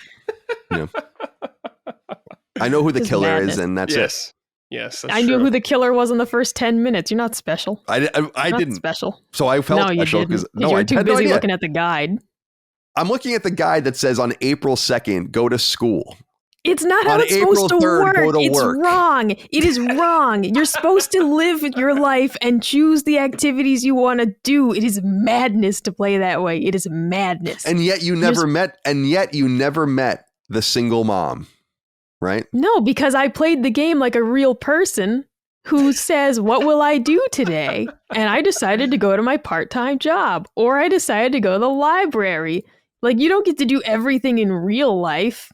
All right. You don't get to, if you don't go to Publix today, you're not going to meet, Fat Tommy at the corner. Well, you didn't go. Damn. I mean, it just is what it is. Yeah, there is something to that. You touched me in an interesting way because there is something about that Persona style of like overachieving in a way you couldn't as a child or didn't as a child. Like I was lazy as fuck when I was a kid. I didn't try very hard in high school and I did well, but I certainly wasn't putting my all into it. I sleep all the time and eat like shit. And like, I didn't, but like, it's like, damn, Dagan brings this up all the time. He's like, I should have just done better. Yeah. I got so lucky that I ended up going to Northeastern because it's like, I didn't really like try very hard. And so maybe in a game like this, I'm like, I can be the person I always wanted to be. Studious. Oh, Colin. I work hard, help my elders. Yeah, I get it. There's something to that's that. You the touched me difference. deeply The on difference, yeah, I wasn't a D-gen in high school, so I don't feel the need to, try and recreate a better high school experience through these games. There it is. Oh, there it is. Okay. I had my moments. I was a good egg. Yeah. I was a good egg. Well, no. You were a rotten little egg. No, I wasn't a rotten little egg. You were a rotten egg. No. Yeah. I had a lot of angst. Sure. Teen angst. That's the way it goes. Well, you guys play how you want to play. Whatever. I don't fucking care. I don't either. Except about the soundtracks, Brad. Brad, you care about the soundtracks. I did care about the soundtracks. That does bother me. Everyone's got their one little vice, all right? You got me on the soundtracks. I won't allow, because you just listen to fucking Game Grumps talking about pooping and shit all the time. But I think people misunderstand. Oh, I'm sorry, Micah, go ahead. No, you go first. Well, I was just going to say, I think people misunderstand like the whole idea, because you and I are very similar in this way. Like, because I'm playing Dragon Quest 3 right now, it's like, I'm not listening to this. Like, there's just no way in hell I'm listening to this. It's like 3 hours of grinding. First of all, I played Dragon Warrior 3 when on the NES. I played it, I think, on Game Boy Color as well. Like, I've played the game before, and it's like, yeah, like, what are we doing here? There's nothing, as opposed to if I'm playing The Last of Us, I'm not listening to music and podcasts. I'm playing exactly. Like Exactly. that people like actively have this cognitive dissonance and act like it's all one or the other. I'm like, no, I'm not going to listen. Like Metaphor, I would listen to Metaphor sometimes. And then when I was grinding, and I was in dungeons for hours at a time because I wanted to do them all in one day, which I did. I did every dungeon in that game in one day, every one of them. And so I'm in there for hours at a time. Sometimes I'm not listening to this, you know? So I don't know why there's so much, not from you necessarily, but a lot of people get upset about that. And I'm like, no, that's just judicious use of time. You know, is it modern brain rot? Kind of. But to be honest with you, I used to listen to music like CDs when I would play PS1 and N64 games. So yeah, it's not like that different of a spirit, in my opinion. It was more so the music. I just wanted Mike to at least hear the music for parts. I fully acknowledge that you're going to listen to stuff. It is what it is, whatever. But just give it a chance for a little bit. Listen like a couple minutes. I agree with you. I agree. And sometimes I find this even with Dragon Quest where I'm playing it for 20 or 30 minutes and I'm like, oh, I'm just like raw dogging this whole thing right now because like back in the day where I'm like, but then I become cognizant of it and I'm like, oh yeah, this is boring. You know, like this is actually kind of, but then when dialogue happens, I just hit pause on my phone and I listen, you know, read it. Yeah. And then but yeah, like if you're playing again, like an immersive sim or something, I wasn't listening to podcasts when I was playing System Shock. You know, like, right. I just don't know what people don't know about the difference between those two things when they get mad at me for that. And Mike is similar. We're bedfellows in that way. Yeah, it's like, you know, playing an MMO or something like that. People listen to music all the time that's not in the game. It just depends what you're doing in the game. And that totally makes, like, you're grinding in dungeons for hours. Yeah, I totally get it. Yeah, it's all you do in Dragon Quest. It's all you do. Yeah. But once you start playing The Last of Us Part 3, Colin, listen to Lex Friedman or something like that, then we're gonna have I just wouldn't do that because it's not only about the immersion, it's like the storytelling and all that too, but it's like you got to hear the game in my opinion. I know deaf people play and they do fine, but hearing it is like part of the gameplay experience. So you have to. Exactly. You know? That's part of what is holding me from not listening to podcasts during Ocarina of Time is that the sound effects do matter. It does matter when you push a block and you get the doo-doo-doo-doo-doo, you get and then you know you did something. You know, because otherwise you don't always know that you fucking did something. So like when it matters, yeah, I'm going to listen to it. But it is exactly that of like if I'm playing something like Xenoblade Chronicles and I need to grind levels for 4 hours. I mean, how many times can I hear them with their little battle shout outs and stuff? It's like, how many times can I hear this? That's a good point. Yeah, in Metaphor, he says the same thing every time you go to the menu. I can't stand it. Like, we made fun of it in Tales of Arise, because the woman, whatever the fuck her name was, Blondie, she was always like, I'll never forgive you. Yeah. But she'd say it to like animals. Like you're fighting like a giant wasp and she's like, I'll never forgive you. You're fighting like a radish with like eyes. Exactly. And it's like, dude, this is just fucking nonsense at this point. There's no way this is adding something to the gameplay. That's a great moment for you and I love when we were like hysterical about that. Yeah, that's true. That's true. I'll never forgive you. So and then like it zooms in and it's just like two little radish creatures or something. Dude. So instead of listening to that, I'm listening to Brutal Moose while he reviews banquet dinners, banquet frozen meals. Okay. And it's excellent. He just has a brand new video out. It's like 40 minutes long of him trying a bunch of banquet frozen dinners. I highly recommend it. Yeah. Get it. We got some write-ins about Zelda here. This is from David Wilson II. Dear Micah, it warms my heart to see you're playing Ocarina of Time. This game ranks number 1 on my list of games I wish I could play for the first time all over again. Please elaborate on your thoughts and feelings of this classic. If you hate it, you'll rip out my heart and stomp it 1,000 times. Merry Christmas. So we did go into that. You're not hating it, which is great so far. So far, you're not hating it. Anything could happen, though, so just be aware, everybody. But so far, so good. Yeah, I think getting past the water temple without needing much help and without hating it, I think that's a pretty good sign, because that is the one that even as someone who never played it, everyone always told me about it. And I was like, then why the hell would I want to play this if you're telling me it's so miserable? So yeah, if that didn't deter me, I think we're gonna be okay from here on out. I feel Yeah. confident I can finish this game if I got past that point. Yeah, you'll be okay with most of the 3D Zeldas. You'll be right. Hey, everyone, about Skyward Sword, just real quick. She asked me about Skyward Sword. I made it very clear to her, though, that this was the motion control Zelda game. Oh, yeah. It did have buttons to it, but I'm just saying, I told her motion control is the intended experience for the game. Just letting her know. So just throwing that out there. I told her there's padding in it, so she knows everybody. Here's what I remember about Skyward Sword, is that it came out in 2011 at the same time as Uncharted 3, and IGN gave both of them a 10. And I remember looking at Skyward Sword and being like, sure it is. That's what I remember. But I don't think it's a 10. Not even close. But I like Skyward Sword. But neither's Uncharted 3. Yes, it is. So that game is what? Garbage.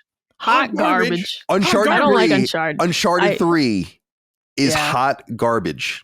It's not great. My favorite Uncharted is the one with Nadine and Chloe on their own little adventure. I like that one a lot. I like Uncharted 4. Uncharted 4 is fine. Sully's always screaming in the Jeep when you drive it off a cliff. Hysterical. Nate! Yeah. And then the wheel flies off into the distance. Yeah. Every time you drive the Jeep off a cliff and for some reason the wheel just flies away. I did it so many times. No, Uncharted 3 isn't hot garbage, but I don't like Nathan Drake. I find him very smug.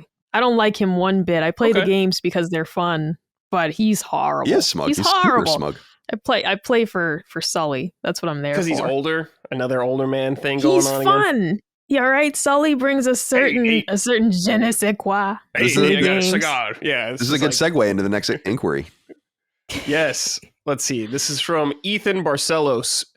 Hello, Summoners. This is a very important question from Micah. What are your thoughts on the proprietor of Lon Lon Ranch, Talon? Is he hot? Seems like your type. Thank you for your time. He just looks like Mario. Yeah, yes. That's not hot. No, he's just like an overgrown Mario. If anything, it's creepy because you're like, Mario's not supposed to be regular people size. It's too much.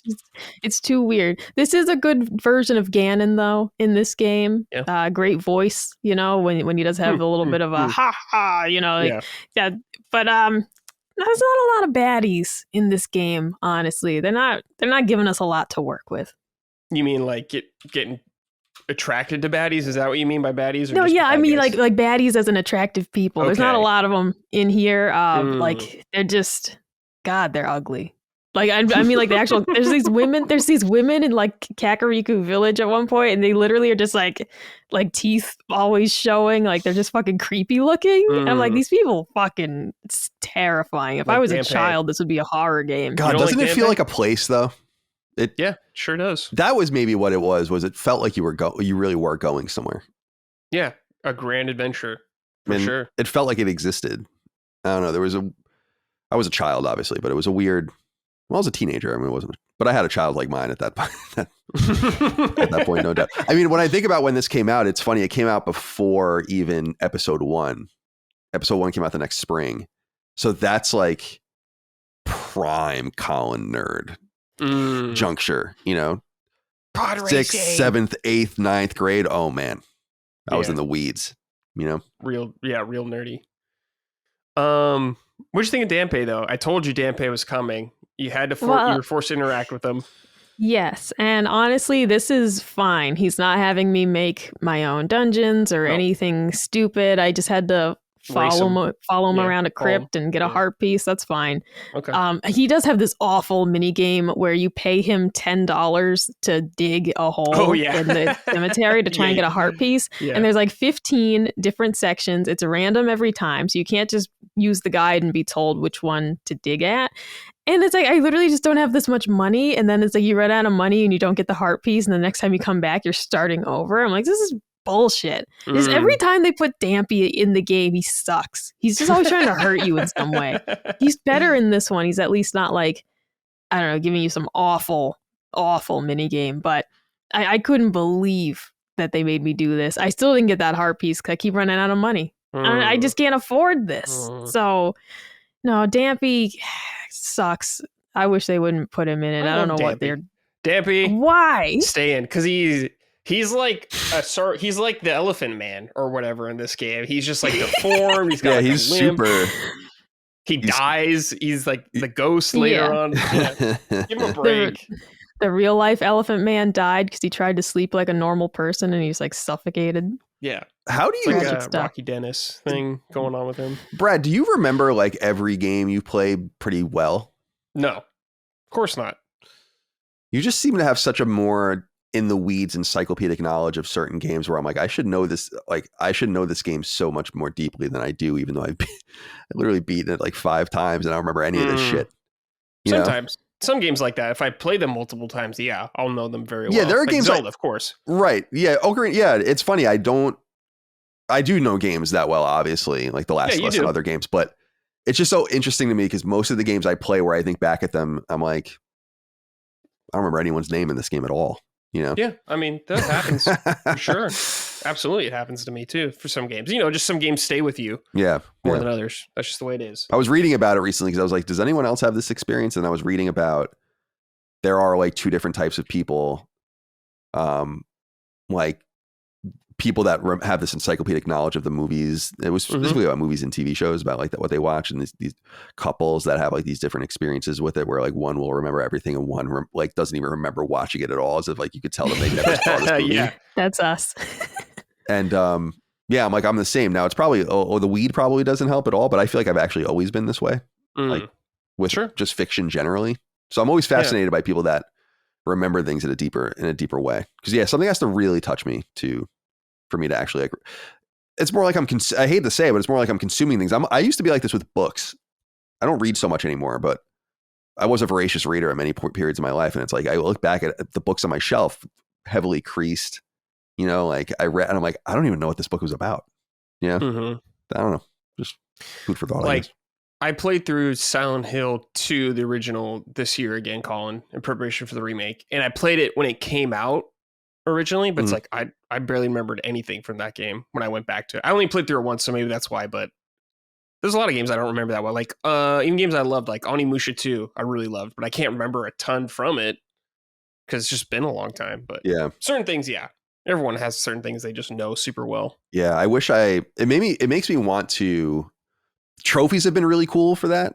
Dagan and I, maybe you were the same, and maybe your brother was the same. Like we used to keep handwritten lists of the games we would beat. And I still do that actually. Oh, interesting. And because I was going to say, like, trophies have kind of been nice because it literally is just a timestamp sequential list of things you've beaten. Yeah, it's a record. But it would be even cooler to have like a journal type thing, even attached to. It would be cool for Sony. I mean, no one would do this, but it's like where you can like write notes or like have little things to remember about a game, like journal it almost, and then be able to look back because, like I want to treat games less as like a consumer product. But I realize that I am not nearly as broken as many people are. Like when I put out my stats for this year, for the wrap up on PSN, I played 40 games and I thought that was a lot. And then I saw people playing hundreds of games and I'm like, but like for a fraction of the hours that I played. Yeah. And I'm like, damn, I'm definitely not as broken as a lot of people are. So I think I'm still okay. Yeah. You know? But I think that's PS Plus and Game Pass and all that kind of stuff. Yeah, of course. Like here's a website I use where I just log everything that I've played and you can write little notes. These are games I've like finished or whatever, not games that I've just played, but like completed. Oh, Hook. Oh yeah. I played that Which on one did you play on SNES? Yeah. On the way to the Vegas or the New York show, I played it on the way there. But yeah, I keep lists like this for every year and just because it is cool to look back and be like, oh yeah, I did play that. I forgot about that. Yeah, I guess you need this more because you play across many platforms. This is basically a trophy list. Though. Yeah. So we're kind of in the same place, I guess, in some sense. Sure. Well, most people are like you where they'll play across platforms and they're going to need something like that. Which is why I've often thought, wouldn't it be interesting for Sony or Microsoft to make a module to attract players, right? Where it's like, oh, you're a PlayStation player, put your PSN name into this, and we'll just give you all of the achievements for games that are actually on our platform too, equivalent to the trophies you got, and you can start at a certain position. Would be interesting. Yeah, I think people would abuse it, of course. Oh, definitely. And lie, but I think that would. Because like people like the rarity of some, like I did this, the effort of it, and if people just lie about it and get it for free, technically, it's just like, what's the point even? I learned something about. I mean, I've said this before, but achievements. Like I've never cared about achievements. In fact, when achievements came out, I remember at IGN, I was writing strategy guides. People were like, we probably should start including like the achievement lists and the guides and stuff. I'm like, who gives a fuck? Yeah. But when trophies came out, I finally started getting it because it wasn't like just this number. Mm-hmm. It wasn't exciting to me. Like it was like, oh, the number goes higher. It's like, oh, there's like you're like leveling up, and it's more like a role playing game. And I don't know, it just was really, really attractive to me. So I understand the trophy ecosystem really well, obviously, and like what people like and dislike and the different things we're trying to do. But achievements, I don't understand them at all. And the one thing that because there are, I mean, it's the same idea, but they're counted differently, and people care about different things. And that's what I was going to say was, we thought it would be really cool to add achievements to Habroxia too, like a free update. And people got mega mad about it because it broke their gamer score. Right. Like there's no platinum equivalent. Yeah. So like you don't always have the permanent thing of like, no matter what you do to this, I have the platinum trophy. It's why the DLC doesn't matter. And like we like got a lot of people angry at us, and we were like, oh, we thought we were like being cool and like giving you achievements, you know, and no, I get it. I mean, I don't care about achievements. I like trophies the most. I like trophies more. I like Steam and Xbox. I don't go for really anything, but on PlayStation I will. But maybe if Nintendo ever did, God willing, Micah. No, God, no, because I'm a reformed achievement hunter, and I don't want this back. I don't want this on Nintendo. Get back on the wagon. Like, time to relapse. No, because the only thing worse in achievements was when a game had odd like achievements where it's like, here's a 2.1 and it's like, oh great, if I get this 2-point achievement but I don't get the 8-point achievement, then my gamer score's fucked up for the rest of time, and they'll make them like the most difficult ones on the list, and then you're just stuck with some weird numbers basically for the rest of your life. They just got to do like PlayStation with like symbols. The platinum equivalent will be the star from Mario or something. Oh no, see, I like the number though. Like I remember the absolute hype when Stallion was going for 1 million gamer score. I remember feeling like, holy shit, he's gonna do it. And that's like kind of quaint now, because like now I know people like in my real life who have 1 million gamer score, but it was like, holy shit, he's really gonna do it. This guy's really gonna get 1 million. I mean, I like the numbers. Don't get me wrong. I liked achievements way better than trophies. But I simply don't want them back. Like I don't want them back in my life. I'd spend hours watching Rooster Teeth videos, getting all like the Riddler trophies and shit to get achievements. Like I can't go back. Listen, I'm going to say it. Achievements like Xbox, the numbers, it's for peasants. That's low class. The trophies is where it's at. Elegant, sophisticated. It's time to grow up, everybody. Get the trophies. I think the trophies. Oh, God. I'm sorry. The trophies piss me off though, because I'll play like Tails, like you play like a Tails game, and you beat a 100-hour game, and it's like you got 5% of the trophies. It's like, this is a load of barnacles. All right, you get the gold like one at least. You get the gold trophy. Great. This is what I got for naturally playing the game, and otherwise it's just like you got jack shit. Like achievements don't do that to me. But you level. What I like about trophies is like, you can get higher levels with many different permutations of play. You know, like people, if you look at the leaderboards on PSN profiles, and I do, you'll notice that I have way fewer platinum trophies than most people that have my level of experience, like experience points. And I like that. I think it's cool. It's like people get there like with just a lot of platinum hunting. Some people like me got there by just being on PSN for a really long time and just playing a ton of games and getting fewer points on more games. And it's cool to just look and see how everyone got there, as opposed to just like this number. Because I remember my roommate Doug got an Xbox 360 when I was in college when it came out. And I was like, what the hell is it? Like, I remember going on and being like, I was really like fascinated by the Xbox 360, because I was like, holy shit, like what is this? You know, this is so interesting. And I remember the achievement thing and being like, oh, I don't care about that. Because we were playing like, King, was it King Kong and like some other random stuff early on? That might've been the next year. And I was like, yeah, this is, so you just get like 50 points or 10 points, and then it goes. And I just didn't understand it. And then when they just made it into like a role playing game thing, I was like, oh yeah, that's kind of got sucked into it, you know. But I think it's just a matter of like what spoke to you more. Yeah. what side of the spectrum you're on, I suppose. Oh, I'm on the spectrum. What side of it we don't know. Yeah. All right, guys. Oh, wait. First of all, Micah, you said there's not a lot of baddies in Ocarina of Time. Did you meet the Gerudo yet? The Gerudo ladies? Okay. No. I don't know, though. They all got the big schnoz. I'm not really into that. Hey. That's the only big thing they got, all right? They got big something else. We'll find, Yeah. They all got big dicks. All right, Yeah, we'll that's find right. out. That's We'll right. find out. Well, Oh, you're going to find out. All right. It is time for Sorted Out on this segment. We just talk about something that is annoying us in the game industry. Could be something minor, small critique like I have, I suppose. Or it could be about a company or a game, anything like that. Micah, I want to start with you. Is there anything that's bothering you in the game industry that needs sorting? Yeah, well, honestly, what comes to mind first is Nintendo with this just ridiculous delay of the Switch 2 to the point that we don't know if this is 100% real or not, but allegedly Switch 2 accessories have leaked because these companies are so upset with Nintendo delaying their business this long that, you know, you may have gotten a glimpse of the Switch 2. Is it true?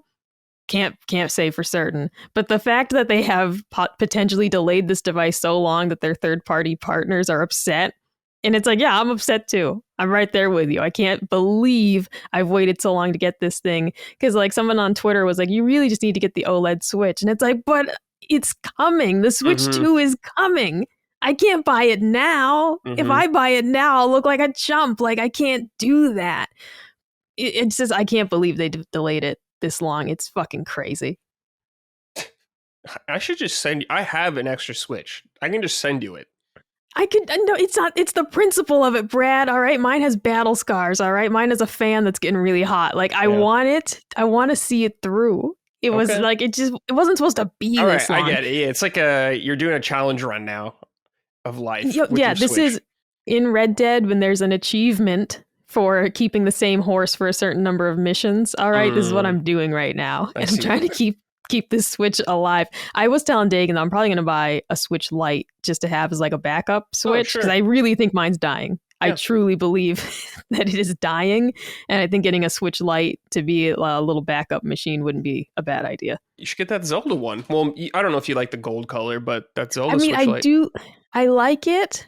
But I kind of want the yellow one. The yellow's the cheese my brick favorite one. That's right. I forgot. Yellow's my favorite color. So I kind of want that one. The yellow flash card. All makes sense. Yes, of course. Yeah. Okay. Yellow, huh? So you love Persona 4, maybe? I mean, I like 5 better, but yeah, I like Persona 4. It's fine. Okay. It's it's good. Yeah. It's not as good. It doesn't let you. You don't like the coral color of the Switch Lite? It's like that pink color almost? Here's the thing about pink is there's a certain point where pink becomes fleshy. And I feel, like I like pink, but it's got to be more of a pastel. It can't be dick colored, and I don't like that. I don't like that at all. If it's flesh colored, I'm out. Yeah. This is not dick color, it looks like right now. So that's good. I still wasn't feeling it. Depends on the dick. I still wasn't feeling it. That depends on the dick. I suppose you're right, Colin. Yeah, I don't know, Brad. Have you ever seen? No, this is dick colored, Brad. What are you talking about? Oh my God! I was like, no, I knew I didn't like it. This is very red. I mean, I don't know what kind of dicks you're seeing or whatever, or where the circumstances for the dick is, but this is that's a little carried away. Well, I don't know if you've ever seen Broad City. Brad, did you ever watch that? Oh, that show's awesome. I love that show. It's a really funny show, but one of the girls is just like this is a total slut, and she's like very proud of it, but she's like, I'm just craving pink dick. And like that's that's been stuck in my head ever since. That is funny. That show's really good. It's so good. All right. Well, get your cheese block Switch Lite sooner than later. I might get the gold one. The thing is, it comes with Nintendo Switch Online. I don't need it. I already bought that. Right. So I don't really want it. It's only $10 more. If you want the Zelda one or not, that's all. It's up to you. I mean, get the cheese one. You like the cheese? Your heart the cheese is speaking to you, so get it. You're calling it cheese, and I don't like cheese that much. Five Guys put cheese on my burger last week, and I was upset. Yeah, that sucked. Wow. I'm sorry about that. Now No, I'm it's fine. gonna I have to I check all the scraped it off. burgers. Yeah, We I've got to been there, check the Colin. burgers I've been now. there, Colin. I know what it's like. they You get broke something, trust. You know, you get something wrong. The Oh. lady gets upset about the food. Women get very upset well, about food. I get upset. So. I would be upset too, like because every once in a while we'll get some, order. We don't really order DoorDash like very much, like maybe once or twice a month or something, but once in a while, like they'll get something of mine wrong, and it's like this sucks. Mhm. And so like when it happens, yeah. I know she'll be fine and she'll get over it, but I know that it sucks. Yeah. And you feel bad for that about that. The worst of it was when McDonald's flat out forgot my food.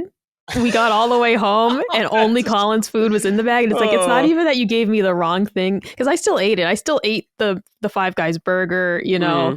But it was like, you just didn't give me any food. Yeah, that's messed up. That sucks. Great. So sort yeah, out. check the bags. Yeah, Always check the bags. Check the bag, man. You gotta check the bag. All right, Colin, what about you? Anything that needs sorting out this week? Well, this Grimace from McDonald's here, your inquiry here might speak to it. Sure. Grimace from McDonald's. Dear Bradley, Colin, and Micah, I'm going to declare a sorted out to gamers on the internet. I don't see why gaming discourse always has to be extreme. Not everything is woke, and it's also okay to think that certain video game characters look ugly. Whenever a game starring a black or female protagonist is revealed, it immediately gets labeled as woke or infested with DEI. If anyone criticizes how a protagonist, typical female, looks, then they're dismissed as porn-addicted incels. I'm excited for Naughty Dog's new game, but I can't deny that I think the protagonist looks unappealing, and that's totally fine. With warm regards, Grimace from McDonald's. I love Grimace. Yeah, Grimace, I shout do out to you. too. Shout out to you, Grimace. You weird little fucker, you. Yeah, you purple bitch. This is... I said this on this will go live long before the sacred symbols, one of the holiday sacred symbols, goes live. But I said this on one of the shows, and I've been reflecting on it recently. Is like, it feels like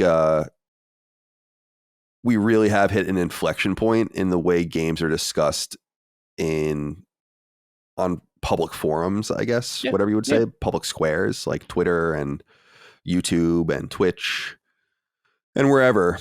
TikTok, I'm not there, but I'm sure it's the same. We've hit this inflection point where it actually is getting worse and worse and worse. And it kind of sucks because it doesn't reflect reality. It just reflects the loudest portion of reality. Right.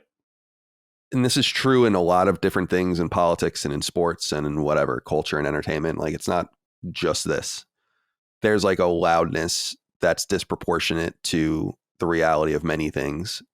And to see that happen with games, specifically with the way games were portrayed through a social and gender and racial lens and all this is a bummer.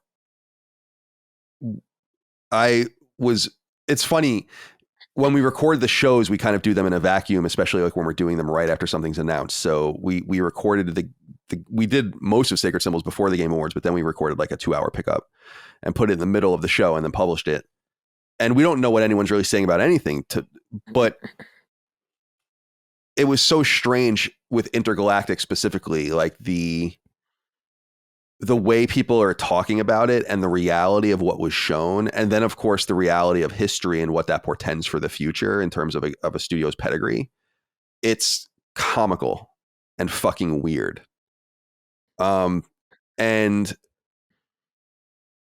people that are complaining about the main character, this bounty hunter character or whatever in Intergalactic, this game we don't know anything about, because she's a shaved head, butch, maybe lesbian, maybe not, I don't know, woman who's not, conventionally attractive.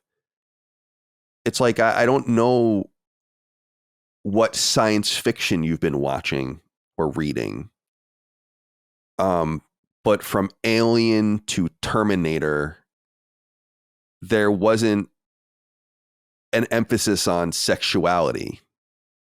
Or Battlestar Galactica is another great example. Starbuck isn't conventionally attractive. And she's one of the great characters of that show. And of course, Ripley and I don't know. Why does someone have to be attractive to be believable? And why are people contrasting and comparing a game like Stellar Blade to this game? Right. It's just disappointing that we've fallen this far and that things are truly that broken. And I can even see it kind of infesting our own ecosystem, like our own space on Last Stand. Not that people can agree or disagree with, but the way that people talk about things, the way information is disseminated and all of the rest, it needs to be checked. But it can only be checked on these small little fronts. I guess what I'm saying is that the culture seems to be overrun. Mm, sure. And I don't think it reflects reality, but perception is reality. And I don't know. I don't understand how you can see a new game from Naughty Dog, the first new IP announced by them since 2011, when they announced The Last of Us. And you're like, she's got a shaved head. Right. And it's on a spaceship. So it's got to be like Guardians of the Galaxy. And well, I'm like, that was my thing, but it's like, it is what it is. I'm not like railing against it on Twitter. It's like, just be a normal person. If you're not interested, you're not interested. I do think it looks like it's going to be Guardians of the Galaxy-ish, which I don't like, but I'm going to wait to see more. The real reality is the trailer showed us nothing, and we don't know yet. People are like, she's gay and she's this and she's this. It's like, we don't know. They didn't show us enough to know anything. We're just going to wait and see. But that's what I'm saying. Like, is like, they did not show us enough to be mad. But even the Guardians of the Galaxy thing, like, that's the thing I don't understand. I'm like, what is Guardian? I'm not like intimately familiar with Guardians of the Galaxy, but I thought Guardians of the Galaxy was funny. Like, isn't Guardians of the Galaxy like a comedy? I mean, that's part of it, but it's the whole thing about Star-Lord and he loves CDs and the leather jacket and it just is. It's like, I mean, but the leather jacket is an ode to Akira. Yeah, it is. Of course. Right. And it's, you talk about fantasy slop. I talk about sci-fi slop, and this is what it is. This is that for me. I'm like, oh, cool. She has CDs and she's in a spaceship. I was looking at it and I'm like, I guess I totally understand that. Like, I totally understand if you're not into sci-fi, like, that's not a problem. I don't care about any of that. It's the way that people are like positioning it as something that it isn't. No, exactly. Like, it's definitely not Guardians of the Galaxy. I'm sorry. Like, I don't know anything about Guardians of the Galaxy, and that's not. I got a bunch of vibes from a bunch of sci-fi that maybe people are just not thinking of. I mean, like, you look at that and you don't see Alien. I haven't seen it. You don't see like it's just so interesting to me, you know. And certainly, like, I was looking at when I was watching it for the first time. And by the way, I haven't seen it since. I haven't even sat down and watched it at all since I saw it on the show. Like, it's just that one watch. I was like, this is fucking dope. You know, like, it's this weird, like, it seems hard sci-fi, something kind of serious. It looks like it's going to be more action oriented, like way more action oriented and systems oriented, which is really strange for a game that Naughty Dog would make. And people are like hung up on the shaved head protagonist, like, that we don't know anything about. And then they call it Guardians of the Galaxy, a comedy. Mm-hmm.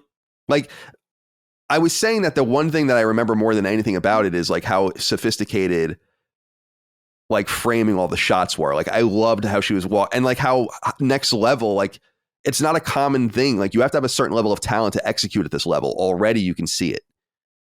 And one of the things I was seeing was like how she was talking to the woman on the TV, and the TV was like ending in different places throughout the ship as the conversation was going, and every shot was positioned so she was constantly talking to a new screen and all the rest. I'm like, this is fucking cool, man. You know, how exciting and how interesting.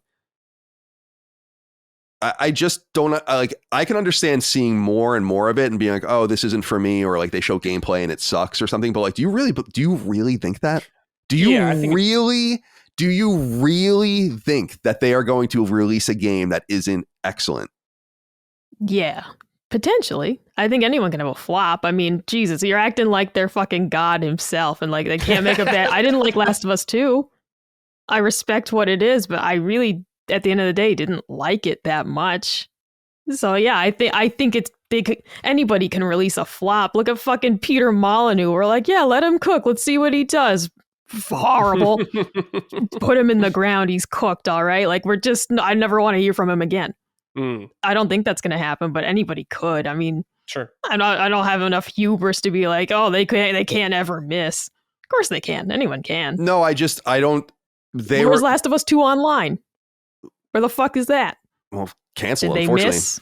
Exactly. No, I don't so think what, that. I don't. It wasn't good enough to release. Yeah, I don't think something major happened. That. I mean, that's a fair enough. But from people I know that have, and you and I have talked about this, is like from people I know that have played it, it was great. I think it was a commercial thing. You know, like I guess the point I'm making is they are in a rockstar, not nearly to the budget, of course, but in a rockstar like position where they're going to get all the money and time they want. And when you have that kind of situation with that level of talent, you make great things. Like bad things come from like unusual pressure and timelines and money constraints and talent constraints that studios like Naughty Dog don't suffer from. So it would be, is it overshooting the goal in some sense? Yeah, but like it would be really fucking weird and actually like catastrophic for the PlayStation brand for that to happen, because like they're the most reliable thing that make game of the year quality things over and over and over again. And I don't think that's been going on for 15 years, like of game of the year caliber release after game of the year caliber release after game of the year caliber release. And yeah, so I expect that they're going to release a game of the year caliber release. Yeah, I believe it. Like, and that's the thing. Like, I guess what I'm saying is just from a perspective of history portending some sort of reality in the future. It's like, people thinking that they're going to fail are the ones that are, I think, off kilter. Why would you think that until it happened? Sure. You know, I get that. I think The Last of Us Part 2, it is a divisive game. And I know Mike is not crazy about it. I know other people that Chris isn't crazy about it. I think it's one of the greatest video games ever made. Like easily in some sense, like top 5 easily game of all time.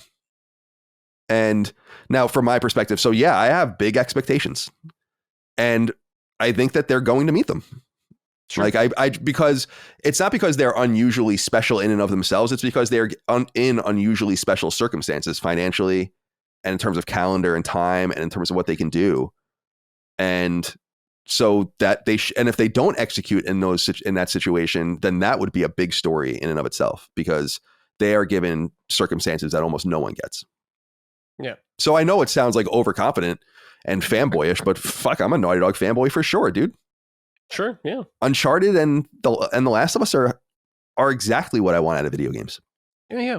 Something wrong with that. Yeah. So, yeah, to each their own though. And I know that I think we should have expected that this was going to happen no matter what. After what happened to The Last of Us Part 2 and the way that game was just treated so unfairly and like so out of pocket.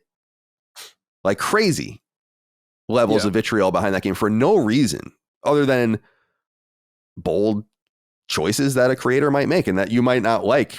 But I personally think heightened the fucking intrigue and the emotion of the game tenfold and made it crazy levels of emotional and crazy level of buy-in as a player and the immersion and the feeling. And that stuff doesn't happen I long for games like that, like for like games like BioShock. That's why I'm so excited about Judas, because like, dude, like we don't get games like this ever. For as good as like some games are, they're never going to be those games. There's nothing that came out this year that's anywhere close to BioShock. There's nothing that's come out in the last few years that's anywhere close to BioShock. You know, in my opinion, of course. And so, yeah, when you think a game is that good, you have high expectations. But of course, this person's talking more about the protagonist we saw this with The Witcher 4, even the response to The Witcher 4, where it's like, Ciri's ugly. And I'm like, what are you saying? It's like, Ciri's like 40 years old and she looks totally fine, if not pretty. She's like, no, it's so fucking crazy. It's like, dude, in The Witcher 3, it's like Geralt's like 80 years old or some shit, and it's like Ciri's like 16, and it's like, dude, like we don't know how old she's supposed to be. This could be a 50-year time jump. This could be a 30-year time jump. Like she might be 50 fucking years old. We don't know. Right. You don't look 16 forever. Like, sorry, anime fans, the 1,000-year-old woman doesn't actually look 12. You're gonna have to get over it. You're gonna have to get over it. She doesn't even look that old to me in it. She looks like she's like maybe 30, maybe. She just looks a little different, and I think part of it is it looks more realistic in some ways too. Yeah, she's walking around in the fucking wilderness killing monsters. She's gonna look a little haggard. It's okay. She's gotta have on some more makeup and maybe some highlights in her hair. Yeah. Did you see that somebody photoshopped makeup on her? I did. I thought that was a joke. Was that a joke? Some of them are jokes, and some of them are so meta, like meta jokes, and some of them are dead serious. Because the replies were serious. The replies were serious. Yeah. Well, because it all goes back to that Aloy picture. Like that person fucking straight dead up seriously was like, this is what Aloy should look like, and I was like, whoa. First of all, I personally think Aloy is pretty hot. Like, I don't understand. You do. What'd you say? Micah just shakes I said you do. Yeah. She goes, no. Aloy's ugly. It's fine though. Like I'm not a weirdo who says I have to want to bang every character in every movie and game. I do think Aloy is ugly, but that's fine. Her eyes are too close together. It's like ugly, her eyes are too close together. She has a very round chin. It's fine. I like Aloy. I gotta look her up. I just don't want to fuck her. That's fine. Yeah. It's totally fine. She's just, her eyes are too close together. She looks like a bird. She has a weird hairline. She's a strong jaw. She talks so much. She does talk a lot. Like, I mean, that's the thing I can't stand. I can't hack it. I'm just like, you're losing me. Yeah, she does talk too much. And not even because she's a woman. Of course. No, that's part of it. Well, sure. It's a big part of it. She's chatty, but yeah, they had to patch it out because she's too goddamn chatty all the time. Shut up, Aloy, for 5 seconds. God.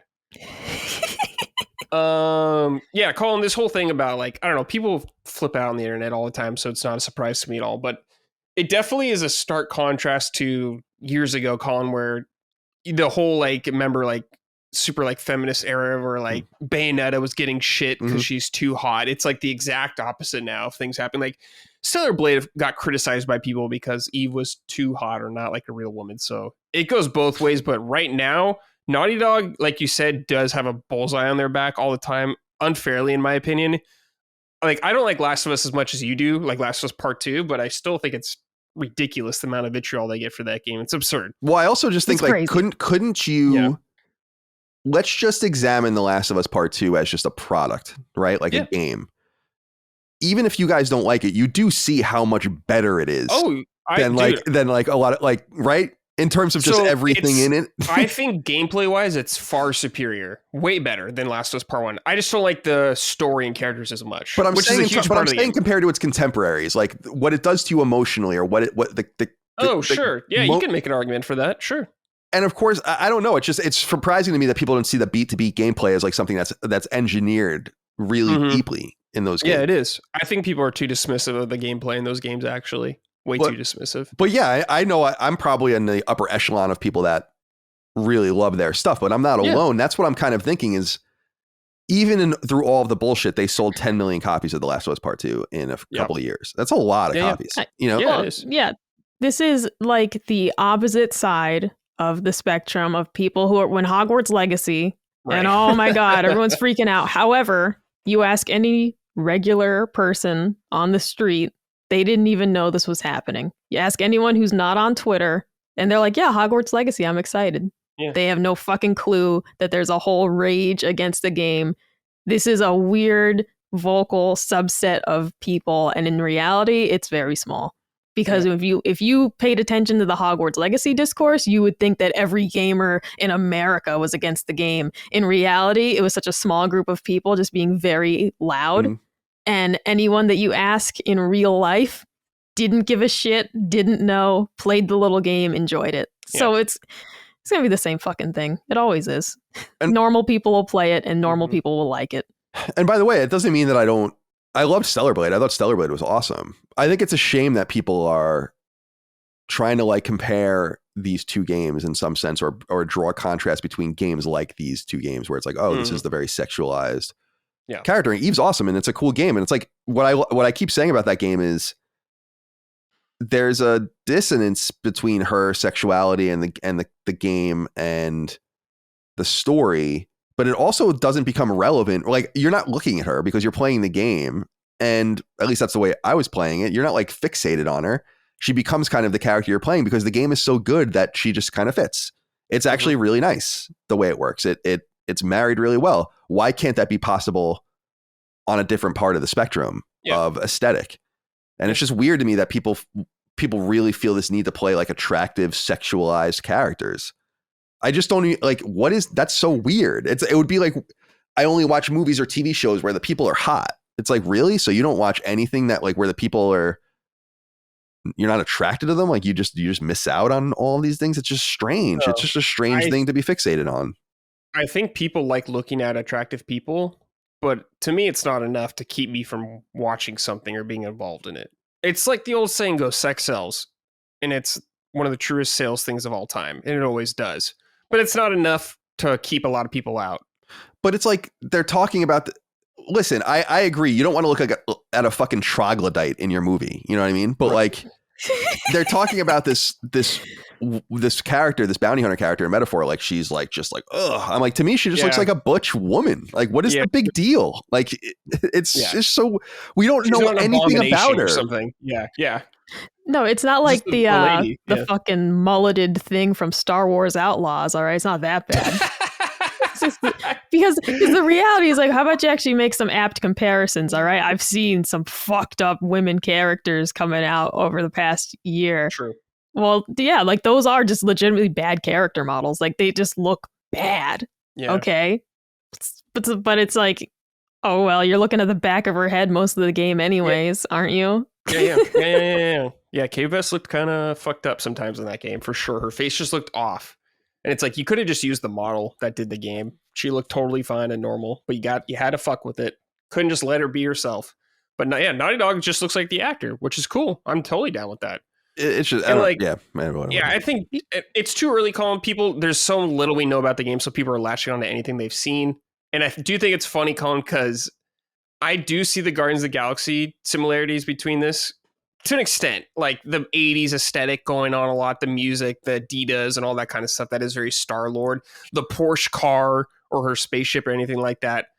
And I think it's just funny after having Concorde, which was totally trying to do Guardians of the Galaxy and just fucking bombed and everyone hated it. Now, it's just the talent of the writing. And I think Naughty Dog's writing is going to be much better than theirs. So I'm not really concerned about that.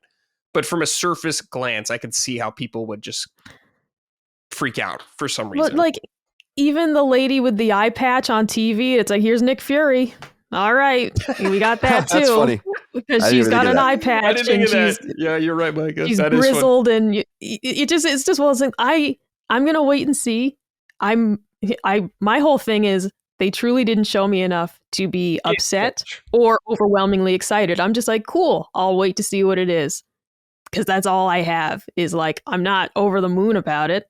And I'm also not upset. I'm just going to wait. Yeah, that's totally fair. I'm really interested to see what the gameplay is like. That's the stuff I'm the most interested in that game. Exactly. So. That's what I want to know. Like, that's what I'm most anticipating is what's the game actually having us do? Mm-hmm. Yeah. Yeah, I'll continue to have high expectations for them until they don't meet them. You know, and really, you know, Drake's Fortune is a great game, but really, obviously, beginning with Uncharted 2, 3, so Uncharted 2, 3, The Last of Us, Uncharted 4, The Lost Legacy, The Last of Us Part 2. That's quite the run. I mean, I actually don't think almost anyone has ever had a run like that in all of games. So sure. So yeah, my expectations are through the roof high. But then again, my expectations are through the roof high for Judas too. So it's when the stuff you're known for is that good, I will believe it. You know. So it's not that I want people to be more optimistic. I think that there's like a deep unfairness and kind of a real toxicity to the way things are talked about. And then of course it's compounded with it being Naughty Dog, which is because I can't really begin to comprehend the angst around Naughty Dog. I don't understand what everyone's problem is in some way. They didn't like The Last of Us Part 2 story. That's what it is. They did not. And I mean, it needs to be said that The Last of Us Part 2 leaks and the parts of it that were untrue. Damning. Yeah. Because the thing for me, I did cancel my pre-order simply because I wanted to try and forget what I'd seen. It's like you see the leaks and then I was like, well, I don't want to pay full price now that I know half of what happens, right? So Right. I waited a couple of years to play the game until I kind of like put it out of my mind. But the reality is that that game had completely false claims made against it, which riled people up to the point that they still didn't play it and they still believe that those things are true and they're not. Right. There are flat out lies in some of those leaks that people still believe because they never played it. And that will always come back to haunt them, unfortunately, so long as people think that that happened, then they're going to be extra upset. Yeah, it's unfair, for sure, in a lot of regards. Just for my start out real quick, I don't know if this is confirmed or not, but I've been hearing, and people have been saying this, that the Black Myth Wukong devs, some of them, throwing a fit about not winning Game of the Year and complaining about online and all that kind of stuff. And it's totally cool to, or totally fine to be disappointed you didn't win. That makes total sense. I totally get that. But like going afterwards and complaining online about that kind of stuff and saying it's corruption and stuff, like just like a whiny little bitch. Just stop, man. Just fucking grow up and deal with it. Yeah, It's are like, we you should just sure be we have happy. good translate? Like, it was so That's out of easily could be mistranslation. Yeah, stuff, I was gonna easily. say it's so unusual that when I saw this, I was like, I want to. Is this really what happened? Because if it really is, then it's like, dude, I think you think your game is way better than it is, and like consensus wise, and you did huge sales, and that's awesome, and it was beloved in your own home country. But you shouldn't make assumptions like that about your own, especially with the games they were going up against. Like, I think that would have been a preposterous game to win against all the games on that list. But this is only if this is true or whatever. We don't know for sure. Easily, like you said, Colin, could be lost in translation. That happens all the time with stuff. But I'm just saying, if that is their mindset about all this stuff, you gotta work on that, all right? Sort that shit out. Yeah, it's not. Yeah, it says. Yeah, I mean, Video Games Chronicle is reporting it, you know, but they say it is machine translated. I mean, and Alana Pierce, I how guess, hard would have is it a video saying that she kind of saw some weirdness at the show as well. She said she saw them like crying or something. We can't just get one person who speaks Chinese at a company to verify this. Like, get John Cena on the case. Like, you're telling me Video Games Chronicle can't find one Chinese speaker and be like, read this and tell me what it says. Like, you can't just do the fucking legwork. Is it hard? I could go to Amherst, Mass right now, and I don't want to say I could throw a rock and hit an Asian person. I don't want to say that, but it is like there's a huge Chinese community back home. I literally just go find one on the street and say, "Excuse me, can you read this to me?" Your Video Games Chronicle, go fucking do it. Just go find someone and have them read it. My God. Do some journalism, I guess. I mean, will it kill you? Learn Mandarin. Yeah, learn John Mandarin. Cena did it. That man has 10 head injuries and he could fucking do it. Being chilling. Yeah, he learned it. That's probably how he learned it. Is he like unlocked something special inside him? Exactly. Okay, this is from Gabe. Hello, Summon Slitties. My sorted out today is for Team Cherry for their lack of updates on Silksong. Why do they hate the fans? In June 2022, it was announced that the game would release by June 2023. They announced a delay with no date, and we got another measly, we're still working on the game update in March of 2024. Besides that, we're completely in the dark, and they don't seem to care. Sort it out, Team Cherry. Either give us a release date or tell us why it's taking so long, or just tell us it's canceled already. If you would like to know how unhinged the fans are getting, check out the Silksong subreddit. Much love, Gabe. Gabe, I'm actually happy they're not talking a lot about it. They said they're working on it, and that's that. I don't need them to keep saying they're working on it. In my opinion, don't show up until the game's ready.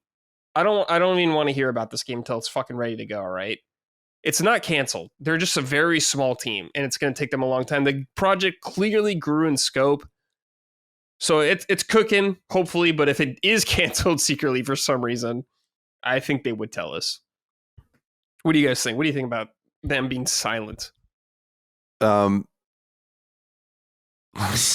reading the Reddit, and there's at the top, I was like, oh, serendipitous timing, because the Reddit is, oh my God, it's actually happening, and it's a Team Cherry tweet announcing the release date or whatever, but it's fake. Yeah. Those poor bastards. Yeah, I mean, this reminds me of what's going on with George Railroad Martin right now, where he gets interviewed every so often, and they always ask him about like the new book for Game of Thrones or whatever, or the Fire Ice, whatever the fuck it's called. And he always has like a different answer, and like the most recent answer was like seemed like people are really reading it as like basically him acknowledging that he's just never going to finish it. Yeah. And he's just not going to do it. And there's this whole argument of like, what is owed to you by a creator? And I guess the literal answer is nothing. But there comes a time of real disappointment and then anger when you kind of set something up and don't deliver on it. And he's obviously a very extreme version of that.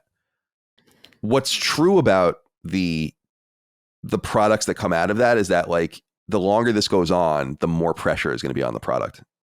Yep. And there might come a time of diminishing returns, like where the more time you spend not talking about it or not even releasing it, but thinking you can get better and better, you're actually just ruining its chance of doing well.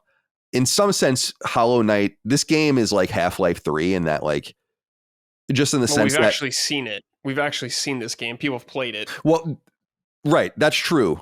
But what my point of comparison is simply that like when it comes out, it's going to be huge because, or if it does in the term of Half-Life 3. And this game is going to come out. The idea that this game is canceled is like, in my opinion, preposterous. It's like, what? How could have that would be like an incredible story about how they didn't even get anything ready to go. I think that would be insane. So I think the game is obviously coming out, but I just think they have to look at like the math, however they interpret it, and say, we got to get this. Like at some point you have to shit or get off the pot simply because it's like a disservice to the end product that is probably excellent, but we'll have more and more dings against it the longer we go without saying something. Mm-hmm. You have to wonder if like maybe they're just going to go and say like this thing is out now. Yeah. You know, and I think that's I think that at this point they've come so far where it's like that would be fucking sick if they were just like, here it is.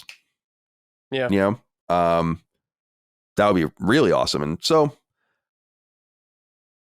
I know you've said a lot and I've said a lot here, but I like Hollow Knight.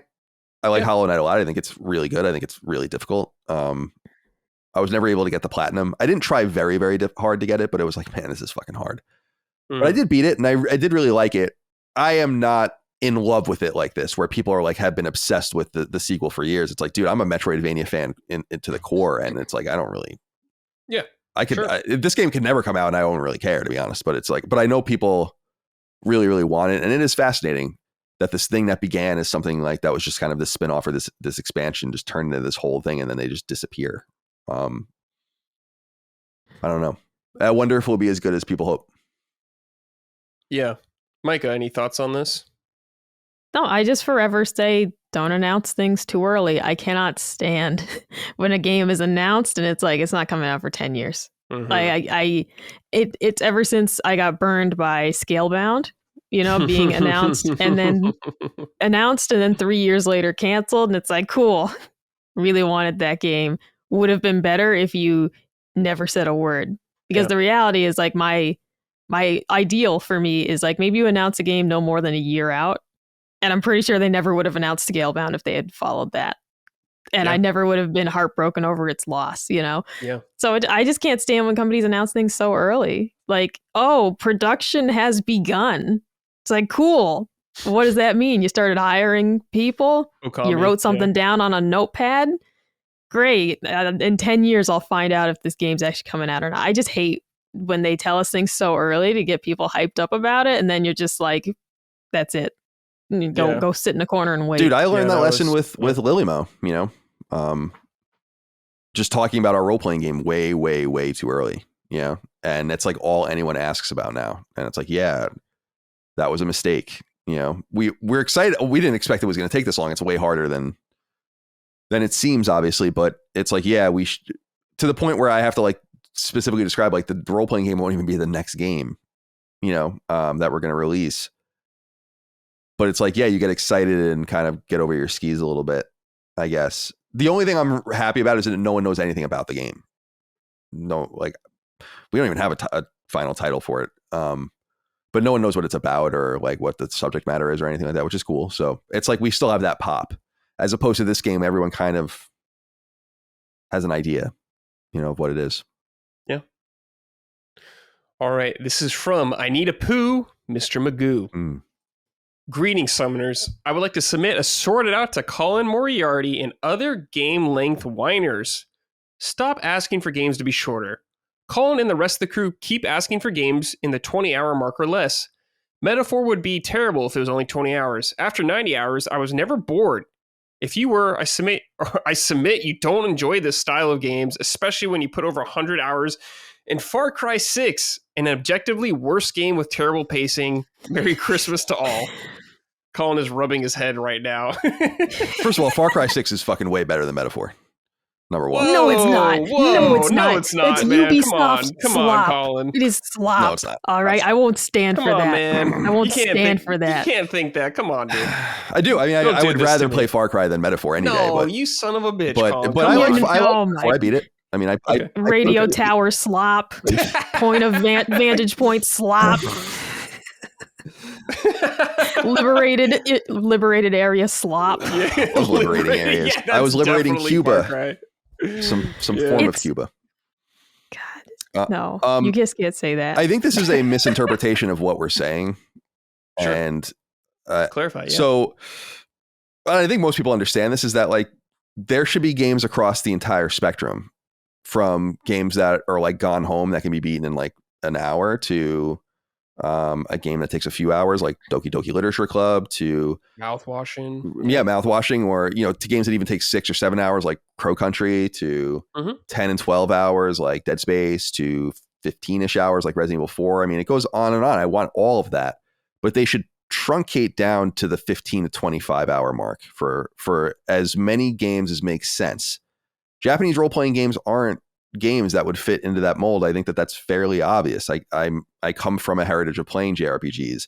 However, when you start, especially with older games from the NES and SNES and even PS1 era, when you start being able to get quality of life updates, I'll be interested to see how the Lunar games run, for instance, and Suikoden when those come out, is that if you get these quality of life updates that kind of speed through animations and allow you to move quicker and all of that, like the Final Fantasy Pixel remasters had, you actually can beat those games in 20 hours, like, or less, because all the time is spent with all of this slowness. So Metaphor, I played it for, I think it ended up being 77 hours, and my console told me more like 90 hours, and that makes sense because you die sometimes. I was restarting a bunch of times and like trying different things. So I spent an enormous amount of time with it, and I saw it through and I really liked it. And I think that that's fine for games to be that long. I think that it's fine for games to be as long as they need to be. But the idea that we tie value to time spent is a fallacy. And it's a massive mistake. And I've been saying it for years. The trophy and achievement data, the second they started showing everyone with mathematical certainty how many people were actually beating games, it should have made everyone's jaws drop, because you assume everyone is you, but they're not. The reality is 1 in 3 people that played Metaphor beat it.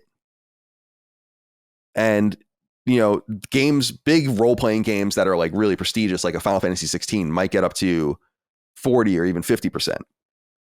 But as I've said for many years, and it was awesome to see Sean Layden say it himself is recently in an interview that he conducted, is like, if most people that are playing your games are not seeing most of what you do, that's a massive problem. Whether you want to like acknowledge it or grasp it or not, like you need to do something about that. Because as I've said before, if a third of your audience got to the end of a season of television on Netflix, that show would be canceled in 2 seconds. And they're not like for like. I understand that things are different. Games are different, and TV's passive and all the rest. And there's a lot of different differentiators between them. But I think that when you look at games like Dead Rising or Dead Space or whatever, and you're like, yeah, this is kind of perfect. It's like 15, 20, maybe 25 hours. Maybe you play it again, you get 30 hours out of it. But it should be exceptional for you to spend, or genre dependent for you to spend more time with a game than that. And the reality is that most people don't spend anywhere near enough time requisite to even demand these games in large numbers. That's why Final Fantasy VII Rebirth and Metaphor should be exceptions to the rule, not the rule, and that they are. But bloat isn't good. you should want pacing appropriate to the product. Right. So yeah, don't misunderstand me when we want everything to be that. No, we just want more. I would want, if I were a game developer in the AAA space and I were designing these games and directing them, I'd be like, how can we maximize what is seen? Like, so that we're using our budget wisely and like directing people towards how much time do we really think we can demand? 10 hours? Then let's make like the best 10-hour experience and let's get 80% of the people through the game. Yeah. That's my perspective. Easier said than done. You're catering to an enormous number of people that all have different desires, many of whom disagree with me. So I get it. But the trophy data speaks for itself, and it speaks for itself on short games and the long games alike. People don't beat them. Right. All right. It's time for Keep It Up. On this segment, we just talk about something that we're pleased with in the gaming industry. The exact opposite of Sorted Out. So anything you guys are pleased with this week, Micah? Let's start with you. Yeah, well, I like that you put a little stank on Keep It Up. That was nice. What I'm very... By the way, you use the chat instead of the footnotes. Look. All just right, in case. Go, Dustin. Keep it up right here, Dustin. There you go. Thank you, Colin. What I'm very happy with is continuing to see new releases from RGG Studio. What I feel is that ever since Yakuza 0, which really reignited and not only the interest in those games, but it got a lot of newcomers to the series like me. This was the perfect place to jump in. And they have continued to capitalize on this success. They didn't just have a moment with Yakuza 0 and then people say, okay, well, I'll go play the older games and check them out. They released Yakuza 0. They did Kiwami 1 and 2. They have just continued to capitalize on this success and having Yakuza 6 and just keep going with these 7. And then, The Man Who Erased His Name and Infinite Wealth and localizing Ishin, which is huge for me. I bought a Japanese copy simply because I love the Yakuza game so much, but there's not even an English, option on that game. You just can't play it unless you speak Japanese, or if you just want to click around a lot and, maneuver your way through it. So I am just so happy with how they have continued to capitalize not only on their success, but to give the fans what they want. And I'm just really excited to see them doing other things.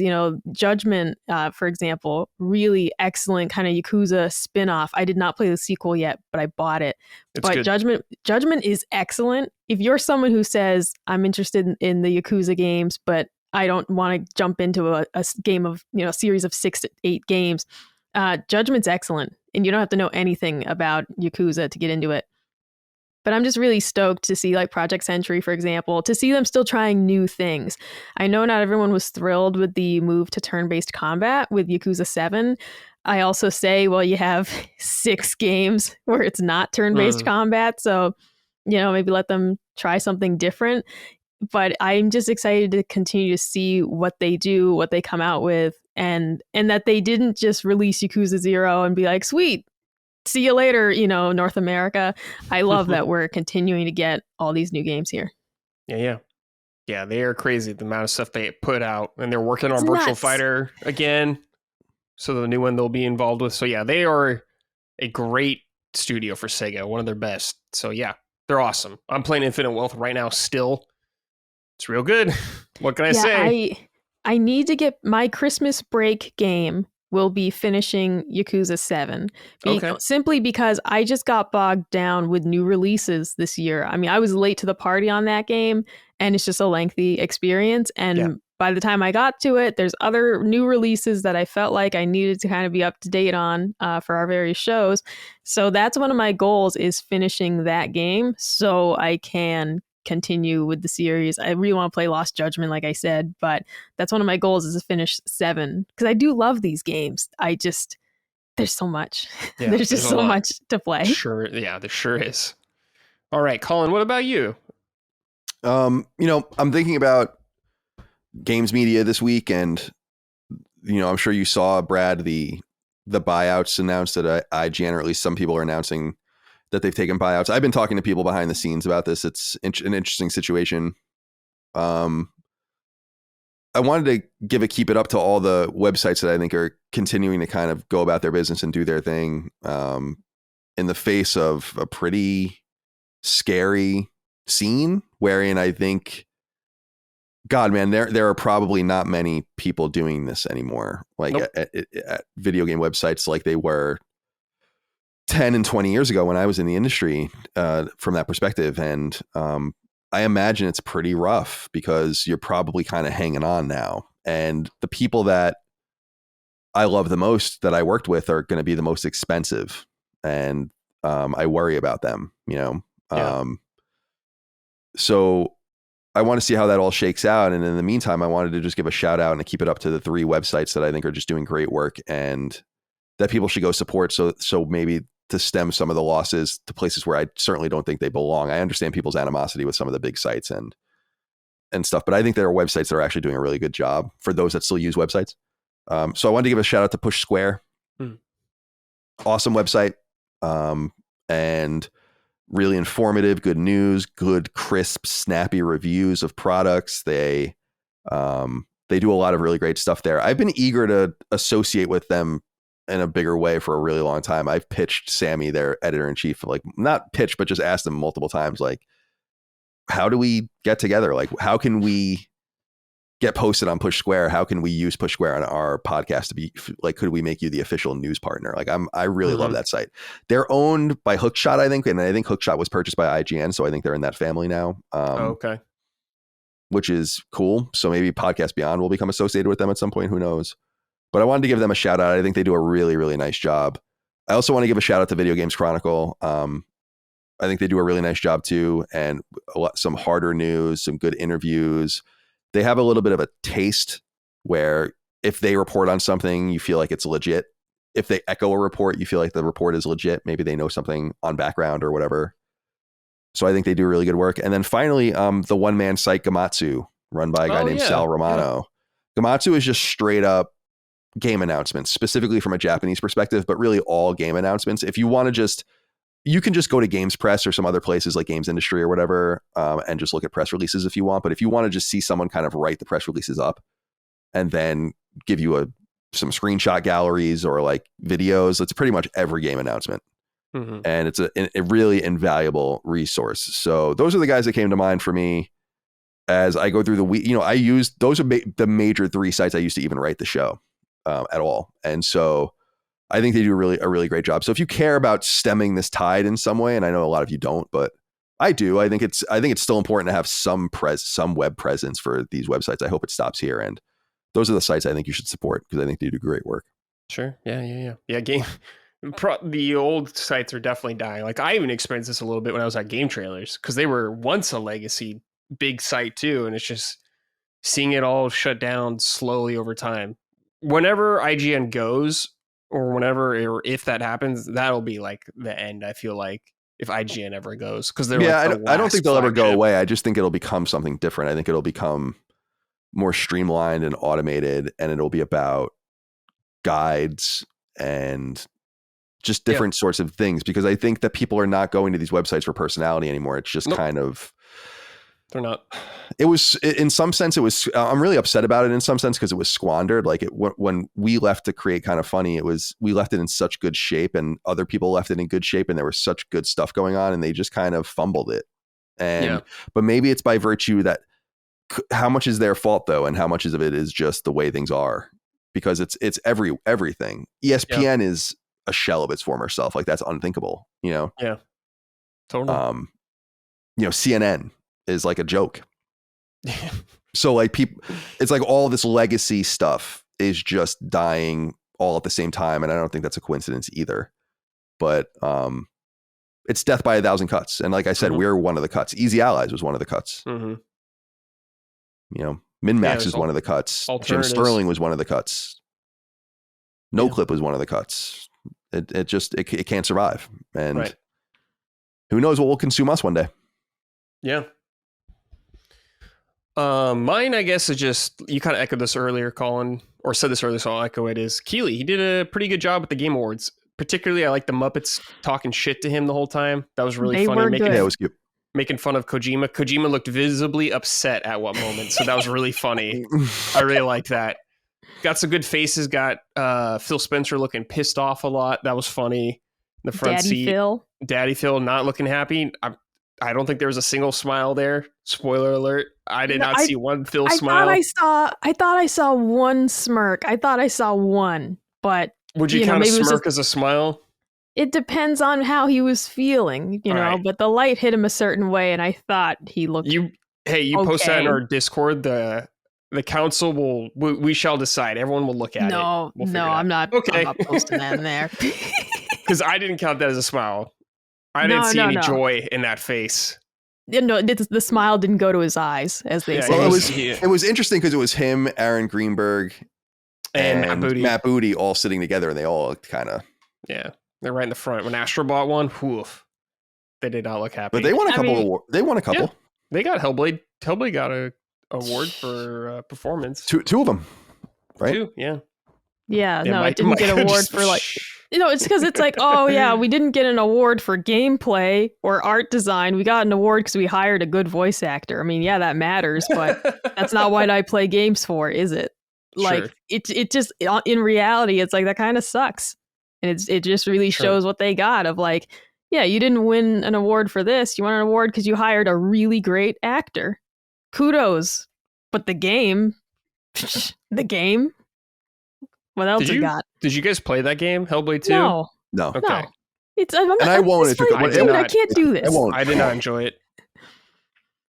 But to each their own. Mm-hmm. All right. This is from Diddy's Dong Quest.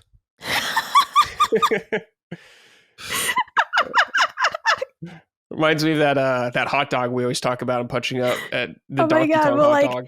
No, my friend Kirsten sent me a meme the other day, and it was like Nintendo's marketing is not happy this year, and it was Luigi and Diddy Kong. Yes. And at first I was like, I forgot about P. Diddy, though, and I was like, what'd the little monkey do? And I was like, oh, P. Diddy. Yeah. Yep. Poor Diddy Kong. All right. Hey, comment sign. Sorry to glaze you up, but keep it up, LSM, for identifying good talent. Brad has been the bright light in the darkness, with many of the hosts here constantly talking about the futility of life and the desire to die. Brad provides much needed smiles and levity. Have a great new year. Thank you. Yeah. I never take those about myself, but I'll take that one just because I thought it was funny about the host talking about the futility of life, because that is a very true thing I hear on Sacred all the time. Yeah, we're very dark. You're doing a great job. We're glad to have you, and you're doing a great job. So thank you. You deserve all the credit. And yeah, you again contrast with the shows we already do, which each of them contrast with each other. I think so. Yeah, that's the whole idea. Yeah, we all do. Yeah, it's great. All right, this is from Papa Smurf 531. Howdy, summoners. I gotta give a keep it up to Micah for trying the Zelda series, a series out of her typical comfort zone. Sometimes that's how you discover your next favorite game. Hope she enjoys Ocarina of Time. If Micah completes Ocarina of Time, she can easily complete any 3D Zelda game. Cheers all, and have a Merry Christmas. Oh, that's from Aladdin Run, actually. There you go. All right, Micah, glazing you up now. Everyone's pleased that you're playing Zelda. Mm-hmm.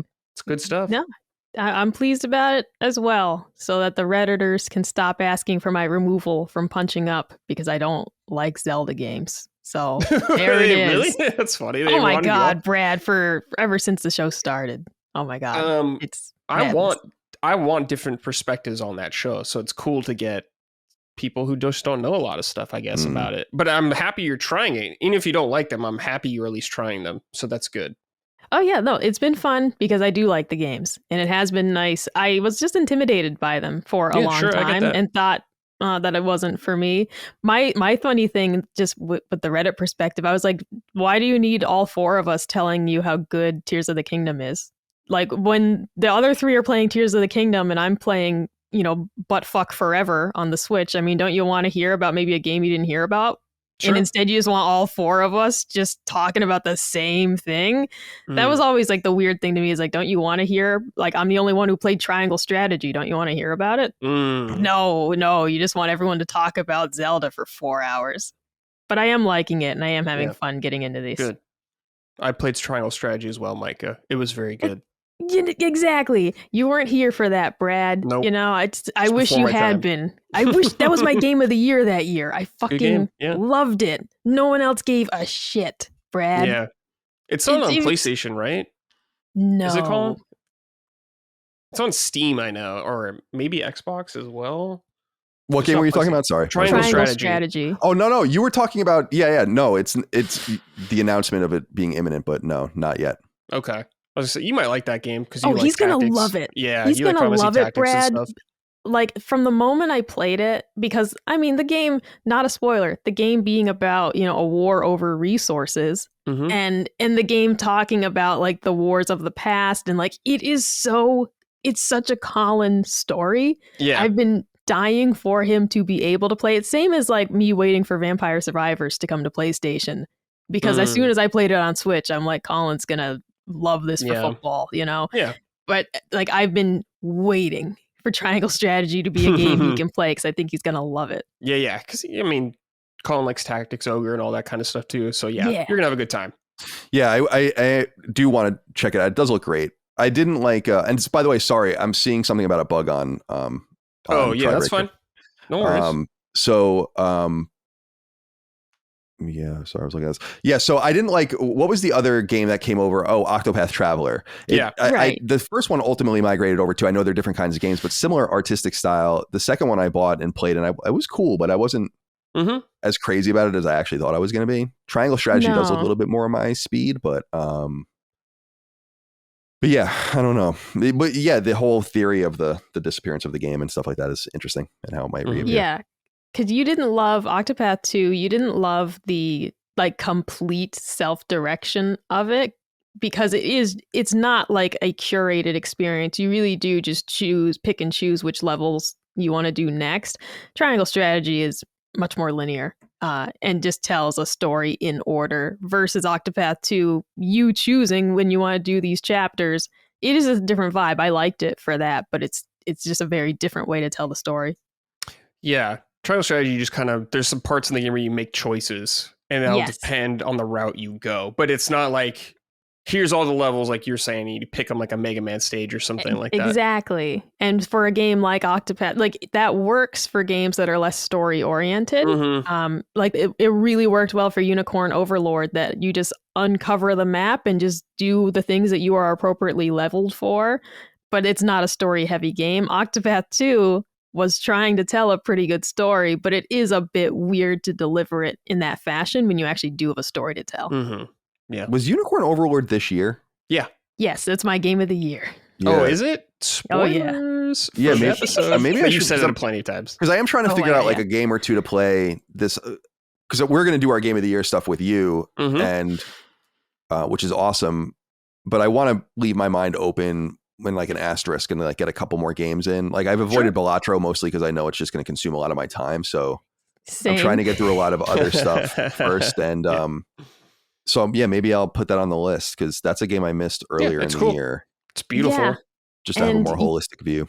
You can also, what I did was you can skip the animations for the battles because they're very pretty, but they just take a long time. So you can, select your fight, blah, blah, blah. And it does like a little mini animation, but without doing the full ones. It shaves off, as you were saying about like quality of life improvements, like when you played Trails and like they sped up the walking. I mean, that streamlines the game. It probably shaved off 10 hours just not watching those animations. More than that, probably. Yeah. Yep. So it's a really cool game to get into. I'm a little biased, but I also love the fact that you can streamline it because otherwise it would just take an absurd amount of time. Yeah. I would like to go back and finish that game because I did enjoy it when I played of it. It was cool. All right. This is from a 388-foot man. Hello, SS Crew number 2. Don't call us that. As everyone does that now, man. Everyone calls us the SS as well, just like you guys. That's fine. No, guys. When I came up with sacred symbols, I thought it was going to be a bigger problem. People were like, oh, of course, the Nazis making it. Yeah. I really thought to not name the show that, but I'm like, yeah, fuck it. Yeah. I want to give a big keep it up to VR devs. Much like Summon Sign is the second-class SS show on LSM, but still highly beloved by fans, VR is the equivalent in video games. Jokes aside, Summon Sign has truly been a great value add to LSM, the only company that receives a Patreon sub from me. Anyways, within the last few months, we've seen high quality bangers, as the kids like to say, like Into the Radius, Metro Awakening, Phasmophobia, and Behemoth arrive on PSVR 2. That's not to mention upcoming releases like Alien Rogue Insurrection, Aeorian Age, Wanderer, Hitman 3, etc. That all look top notch. I know I'm in the huge minority, but being in that the video game has been incredible. 45% of my time has been spent on PlayStation 5 this year. Was using PSVR 2, according to my PlayStation wrap-up. VR may be underrepresented, but it's damn good time to be a VR gamer. Thanks as always for the great content, and Merry Christmas to Brad and the Moriartys. All right, dude, getting some VR love, because none of us really play VR that much here. Dustin probably did the most. I know Jimmy Champagne play a lot of VR, but for the rest of us, no. And I got nothing against VR. There's just already so much to play that I just don't want. Like, I would love to play Resident Evil 4 in VR, the remake that they did for PSVR 2, but I'm not going to buy one just to play that right now. There's no way. By buying a PSVR 2 at launch and then putting it on my shelf and never touching it again, I have done way more for VR than most gamers have ever done. That's true. That is absolutely true. I think about it all the time. I'm like, man, I thought that game Behemoth looks really, really good. I heard Push Square gave it a pretty bad review, actually, which I was surprised about. I'd like to see more about that because I think that game actually looks really neat. And there's a lot of good stuff on there. I just don't, there's just more conventional games that I like to play. But dude, if 45% of your game time on PS5 for the year was on PSVR 2, you're probably literally being shown on a slide in a boardroom somewhere at Sony about like, oh, look, this is the kind of guy we're going after here. You know, you're muted, I think. Damn it. Behemoth is mostly positive on Steam though, but only 304 reviews. So it just came out, I guess. Yeah. December 5th. Yeah. So it's pretty brand new. Okay. Yeah. This looks cool. Yeah, it looks really good. Yeah. But there's a lot of stuff on there. The only game I played was the Horizon game. That's the only VR game you played? On the new unit, yeah. Oh, really? Wow. Yeah. Okay. You know, I played a bunch of stuff on PSVR and a bunch of stuff on Oculus back in the day, but sure. Eve Valkyrie is still probably my favorite VR experience, and that's the first game I ever played on it. That game that's exactly what VR is cool. Like where VR gets really neat is like, you know, being a space fighter pilot or something. Yeah, that is cool. I played Squadrons in VR, the Star Wars one. It was cool. It was really good. That was an awesome game. Man, you got to try Resident Evil in VR, Colin. Yeah, I've never played Resident Evil in VR. Oh, it's so cool. I don't want to play. Yeah, I'm sure it is. And there are a lot of more conventional experiences that are cool on VR. But really, if I'm going to mess around with VR, it's probably going to be with like some combination of like rhythm or movement games and shooters. Okay. I think are really interesting. Like first person shooters specifically, like Resident Evil in VR. Yeah. But more like Arizona Sunshine has always looked really interesting to me. And I've always wanted to try that. Something a little less hardcore than a Resident Evil game. You know? Yeah. Cool. But I don't know, dude. It's all pie in the sky shit. I mean, trophies tell you the story with Horizon 2. That game is, I think, 5 hours long or something, and people are bailing out of that game early. I just think it's kind of boring, honestly. It is boring. It's just boring as fucking dirt, to be honest with you. What it reminded me of was, it honestly reminded me of like a really sophisticated Lynx crossbow training. And I liked that game a lot. I even bought that stupid gun, you know, that you had to buy on the Wii. Because that's when I was still very much in my fanboy pocket for Nintendo. I'd be like, oh, I'll buy anything. That's my Nintendo slot voice. And so it reminded me a lot of that game. Oh, and I'm like, I played this 15 years ago. I don't know what the fuck we're doing here. You know? Yeah. So as a huge Zelda fan, I didn't even buy Link's crossbow training. I was like, meh. No thanks. It was good. I know, that's what people say. I'm like, meh. I was upset because we were gonna get a Twilight Princess sequel, but we instead got that. So I was upset about that saved. As well. I was not saved. Brad. A Twilight Princess sequel? You shut your maybe you mouth, could catch some more goats. That's the beginning of the game, dude. I got filtered. Well, you're a different woman now. You're a different woman now. It has a slow intro.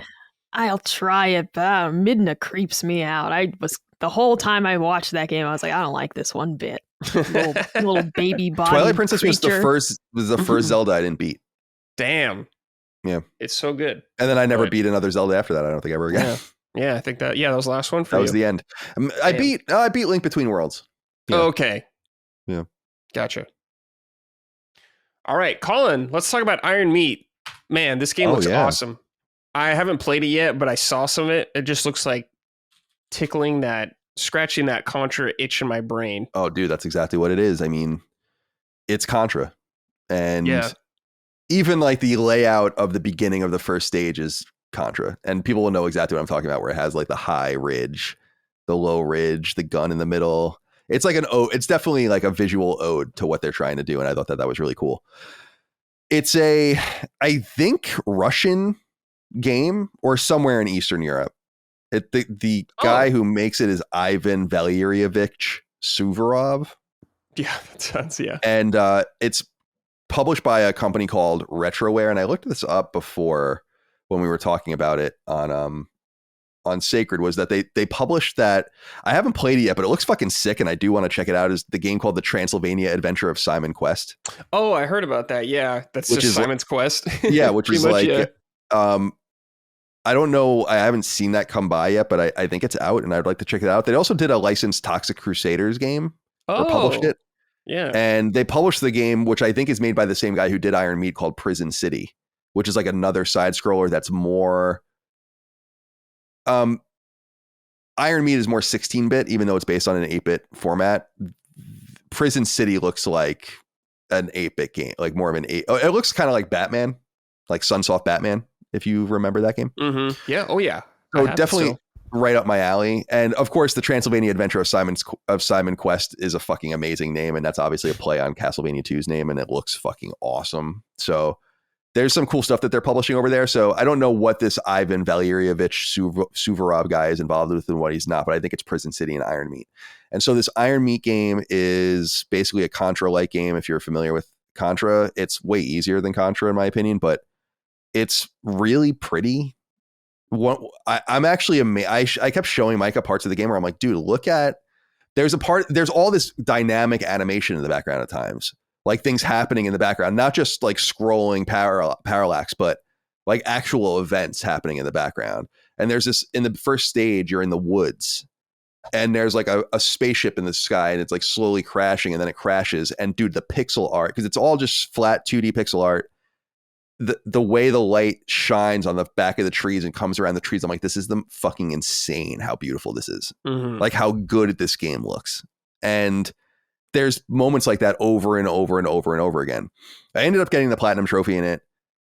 There's a frustrating trophy in this game to a grindy trophy. I was talking about the Lego Horizon trophy. This has a similar grindy trophy where you have to get to like tier 20 level, like you level up after and get experience points, which is cool. I love those kinds of systems, but I beat the game probably literally 8 to 10 times in order to get.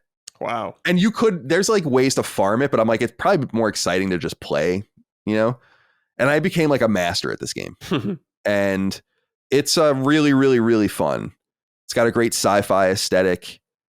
It's for anyone that is familiar with Contra, you will recognize the game and it will play to you very logically. And it has a similar life system wherein you can only get hit and you die. And then you're revived, but you have a ton of lives.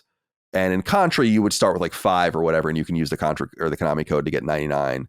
In this, at normal, you start with 16 lives, I think it is. On hard, you start with 8, and on easy, you start with 24.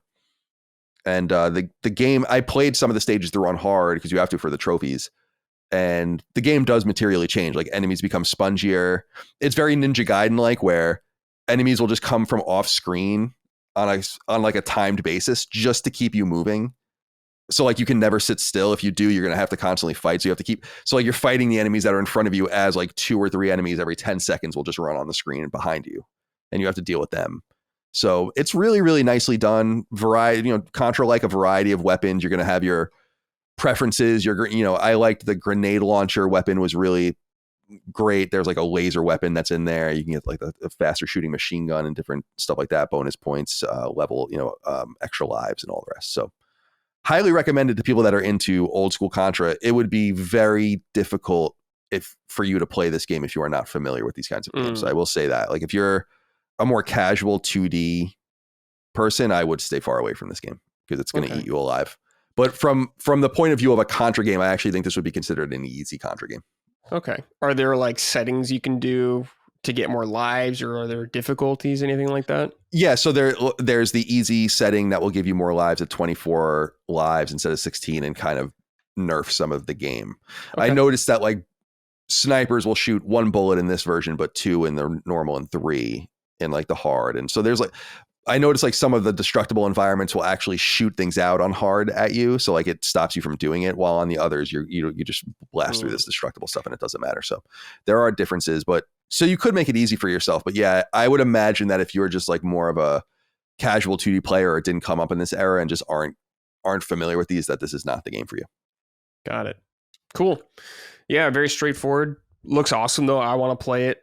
Don't know when I'll get to it, but it looks great. I'm happy indie devs are filling this void left by Konami not making games anymore. It's $20. Yeah, it is a Konami game. It's $20 well spent, in my opinion. And dude, the bosses are really cool. Cool. Again, you figure them out as you go, but there's when you compare it to the bosses in Contra, it's like a joke. The bosses in this are amazing, and obviously it leverages. It's kind of like how the Mega Man bosses, like the big bosses in Wily's Castle, a lot of them would just be backgrounds with hitboxes because they were too intensive. I understand that it was like really hard to make cool shit on NES, but that's no longer a problem. And so you can make a game that looks seamlessly NES, like, oh yeah, I would have played this on SNES. I would have rented this. And it's like, no, you wouldn't have, but nothing looked like this. But it kind of has that vibe. And yeah, it's very well done. And I'm surprised. It sucks, dude. I play so many of these games like this. I play probably 10 of these kinds of games a year, like side scrollers of all different stripes, a Metroidvania or an action game or whatever. And it's like, no one's playing this shit. Right. And it's just a bummer. Like these games are selling maybe in the low thousands to low tens of thousands of copies. And it's like, that is a fucking shame because some of this stuff is so good, but people are just, I don't know, they're just not into it anymore. They're more that there's just so much flooding the zone that I think it's hard to get anyone's attention. And then you see stuff like this and it's like, how isn't this so how I literally see a game like Iron Meat and I'm like, how hasn't this game sold hundreds of thousands of copies? Yeah. But just too much, man. Yeah. Have you played Hunt Down? No, I don't think so. No. You should look that up. You'll probably like that as well. It's very Contra like. A couple years old. 2020, but it's a cool game. Yeah, this looks. Oh yeah, I'm seeing it. Yeah, this looks awesome. Cool. Alrighty, let's see here. Next, okay, so I'm playing Pokemon Brilliant Diamond right now. I'm continuing my journey through the Pokemon series. I have completed, just for context, I've completed Red and Blue. Now I started with Gold again, then I went to Emerald, which I finished, and now I'm on Brilliant Diamond, which is a remake of the DS. Some of the DS ones. There's Diamond and Pearl. And when I played Pearl when it came out on DS, and that's when I hard fell off. I was like, okay, this series is not for me, but now we're going through it again. It's like Micah's doing her Zelda journey. I'm doing my Pokemon journey right now. Also, cool. Micah, you were talking about Pokemon with Maddie. Yeah. Being like, oh, I'm going to get into Pokemon right now. So we'll see what happens with you. You're looking at like Sun and Moon, I guess. Right, because we had discussed on Punching Up, like I just couldn't remember which one it was I rented on GameFly. And then I went on the 3DS, and I forgot about the activity log. And so it was like, oh, it was Pokemon X. You can see that I played it for 2 hours and 40 minutes. At that point, my Pokemon evolved and I screamed and I never played again. But so Maddie was like, no, you that one was terrible. And I was like, well, tell me a good one. So he recommended, because I'm also just, I'll tell people I'm not smart enough to emulate. So it's got to be something I can buy. So give me a 3DS or a Switch Pokemon that's good. And Maddie recommended, Sun and Moon, Legends Arceus as well. That's the Switch one, right? Yeah. Arceus, yeah. So, I might check one of these out. I might. I don't feel the nostalgia for Pokemon, but I do want to try again. 2.5 hours was not a fair enough shake. Sure, I get that. This I'm playing is actually on Switch, Micah. So that is also an option for you. But this is definitely way less impressive visually. The art style, of course, the original one was a DS game.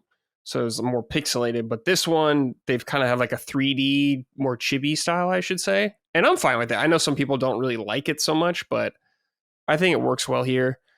I don't know. It's like what to say when I'm getting to the point where I'm like, some little things change, I guess, in between every Pokemon. Just a small thing. It doesn't evolve a lot over time, I would say. And that was one of my problems with it. For how many games there are specifically, it's just kind of crazy. It takes very small baby steps. Well, I've only played about 3 hours of this so far, but one thing I've noticed right away is that the Pokemon in your party who you're not using now all get XP as well. And the old games is only the Pokemon who are in combat. You could get some items to help that, but you'd have to do quests and stuff. But now it's just like, hey, everybody gets it. So it's easier to swap out Pokemon and kind of experiment more, which is really fun. I'm totally fine with that. I'm not really a purist in that sense of the old ones, but I picked the starter. I always pick water starters, I feel like. I picked this time, his name was Pillup. He was a little penguin guy. He's awesome. He evolved. He's like a little more buff now. He's looking a little more intense. So I'm like, yeah, he's looking good right now. I love that guy so far. But so far, it's just standard Pokemon affair, just going through gyms. First gym was a rock gym. Shredded that guy because I'm water. I always forget a lot of type weaknesses. Like, what is this weak to again? Because there's like steel. There's all these other Pokemon types. Because Colin, like with me, it was always like red and blue. I know those Pokemon. I know the water, the fire, the psychic, all that kind of stuff. Right. But as more types are coming in, I'm like trying to learn all that stuff, like ice types and all this. I'm like, what's dragon weak to, all that kind of stuff again. So I always struggle with that kind of stuff, but it is fun. Pokemon is a very simple game, but I think it works well. I was always afraid. I remember back in the day, I wanted more from it, like more in depth, more sophisticated role playing game. And Pokemon's not really that, but I'm appreciating as I've gotten older just the straightforwardness of it. It's very simple, not too overcomplicated, and it's just been kind of a breeze going through these games right now. But the soundtrack for all these games are bangers as well. Great music in Pokemon. They're so good. And there is a certain charm about just finding these weird Pokemon out there, and I'm getting more and more into the idea of catching them. As I play through more games, I want to catch more of them, but I never want to get shinies. If you guys don't know what shinies are, they're like ultra rare color variants of Pokemon, and people spend a lot of time trying to find these Pokemon. A lot of time, I mean. They would. And, yeah, and I'm not going to do that. I don't care about any of that, dude. I'm not filling up the Pokedex. I don't care. It's a job done. Job done. But yeah, I'm playing on Switch right now, and this is the first time I can actually trade with people because I was playing Gold on my Analog Pocket, and I'd have to be near someone physically. And Emerald, I did an emulator because that game's $200 by itself, and I'm not spending that much money. But this one is Switch Online, has multiplayer to trade with, so I'm actually going to be trading with people, so I'm very stoked about that. I could finally get a Gengar, because that was the only way to get him, was to trade with people. So I'm looking forward to that. Colin, I'm curious about this. Tell me some of your Pokemon memories. What do you think about this series right now? Well, it's funny, man. You bring this up. Let me bring something up for you guys to show you. Oh. Yeah. It's show and tell today. Yeah. Okay. Yeah. I like this. Well, in the meantime, I find this. I was into Pokemon immediately. Yeah. And here, if you look at oops, let me see if I can put this here. If you just look at the picture on the right and look at my desk, what do you see? Like in front of the monitor. Right in front of the monitor. I can't tell from here. It's a red cartridge, the red Pokemon. Oh, it's Pokemon Red. Oh, Yeah, there she is. Yeah. Nice. And I was and by the way, what will you see? Do you see what's on top of the monitor? Do you see who those are? That's Team that's Team Rocket. Yeah. I loved Pokemon. I was maybe a little too old for Pokemon when it came out. I don't really know how you interpret it. I was in 9th grade. Yeah, I was in 6th grade. I feel like I was kind of like near the tail end, it felt like, with a lot of fans. It seemed younger. But trust me, I did not give a shit. Oh, a lot of people didn't. I knew a lot of older people. I even had like the Pokemon trainer hat, which my aunt only bought me because I really wanted it. I didn't wear it, but I just had it like on the. No, he wore it. No, I would have gotten. Like, at my high school, I would have gotten the shit kicked out of me if I wore that. Believe me. Wore it at home in his room. So I was into it from the very beginning. Like that's my Goonin hat. Yeah, that's the hat I goon in. I learned from the very beginning that, so my friend Cody got Pokemon Blue, which is what I would have wanted. And so I was like, well, I should get the other one. So I got Pokemon Red. And then I realized and kind of embraced that I would just get the least popular or the less popular one every generation, Was it which the worked least out. popular one? I would almost be certain that Blue is bigger than Red. I think Charizard is one of the most popular Pokemon over Blastoise. Oh, you think about it through that, like through the lens of the actual Pokemon, not necessarily just the color. Oh yeah, I was just thinking about it through the color personally. Yeah, but ever since then, I was like, I'm just going to get the one that I wouldn't want, basically. Sure. And it always seemed so. Yellow came out or whatever, and that was fine. And then Gold and Silver came out, and I ended up getting Silver, and people I knew got Gold. And that worked out pretty well. Crystal came out or whatever, and then Ruby and Sapphire I bought with my clamshell DS. Nice. In the spring of 2003, and I got Ruby, and then I didn't play Fire Red or Leaf Green and Emerald. I missed that whole thing, and then Diamond and Pearl, I wrote the strategy guide for at IGN, so I played it, and I was in college. I had Pearl, and then Platinum, I wrote the strategy guide for. Heart Gold, and Soul Silver, I wrote the strategy guide for, and then I bailed out. I was like, I can't. I don't blame you for that. I was like, I can't play this game anymore. And so Black and White, I think, came out the next year, and everything from Black and White on, I had never played. So yeah. So I was really into, and I think Pokemon's awesome. I just am not into it anymore. I think and when I see gameplay or I see people play, I'm like, it is the same thing. Yeah, it's the same thing. It is, dude. It's totally fine. I'm totally. Yeah. It's totally cool, man. Like I'm not judging. I like the idea of. I'm pretty sure you can leapfrog your Pokemon from Red ultimately through a few games to get them to modern hardware, right? I think so. Yeah. So that's pretty cool. Yeah. And it's neat that people do that kind of stuff. And I have no problem with the Pokemon ecosystem. I loved the cartoon back in the day and stuff. I just I'm not into it anymore. It just got super repetitive as far as like, and there's so many Pokemon now. So much. I felt like I really could know all of the Pokemon pretty well, or like at least have an idea of who they are. 150, or even like when it got a little higher than that, it's like, okay. Like, but now that there's got to be like 1,000. There's over 1,000. Yeah, that's crazy. I mean, that's just insane. It's insane. Yeah, I have no hope of ever. I know the 150 pretty much, and that's about it. I pick out a few from our other gens, but there's no way I would ever remember those. I can't handle that. That's too much. But Colin, just talk to me briefly, since you did play this game. What do you remember about it? Like what starter do you remember picking and anything like that? In which one in particular? Pearl. Oh, Pearl. When you played Pearl. God, I have no idea. Actually, do I have the there was the fire monkey, little grass turtle as well. Oh, you know what? I put it away. Props. I put it away. I had the Pokemon Platinum came with like one of the legendary Pokemon figures, and I had it for a long time, but I think I just threw it in the attic because I'm like, I can't have this on my shelf. Damn. I can't have it on my shelf anymore. Yeah, I literally do not remember anything about who I chose. Yeah. I really don't. Played a lot of them. They blend together easily. Pokemon. Who were the starters in Pokemon Red? That was Charizard, Squirtle, Charmander, and Bulbasaur.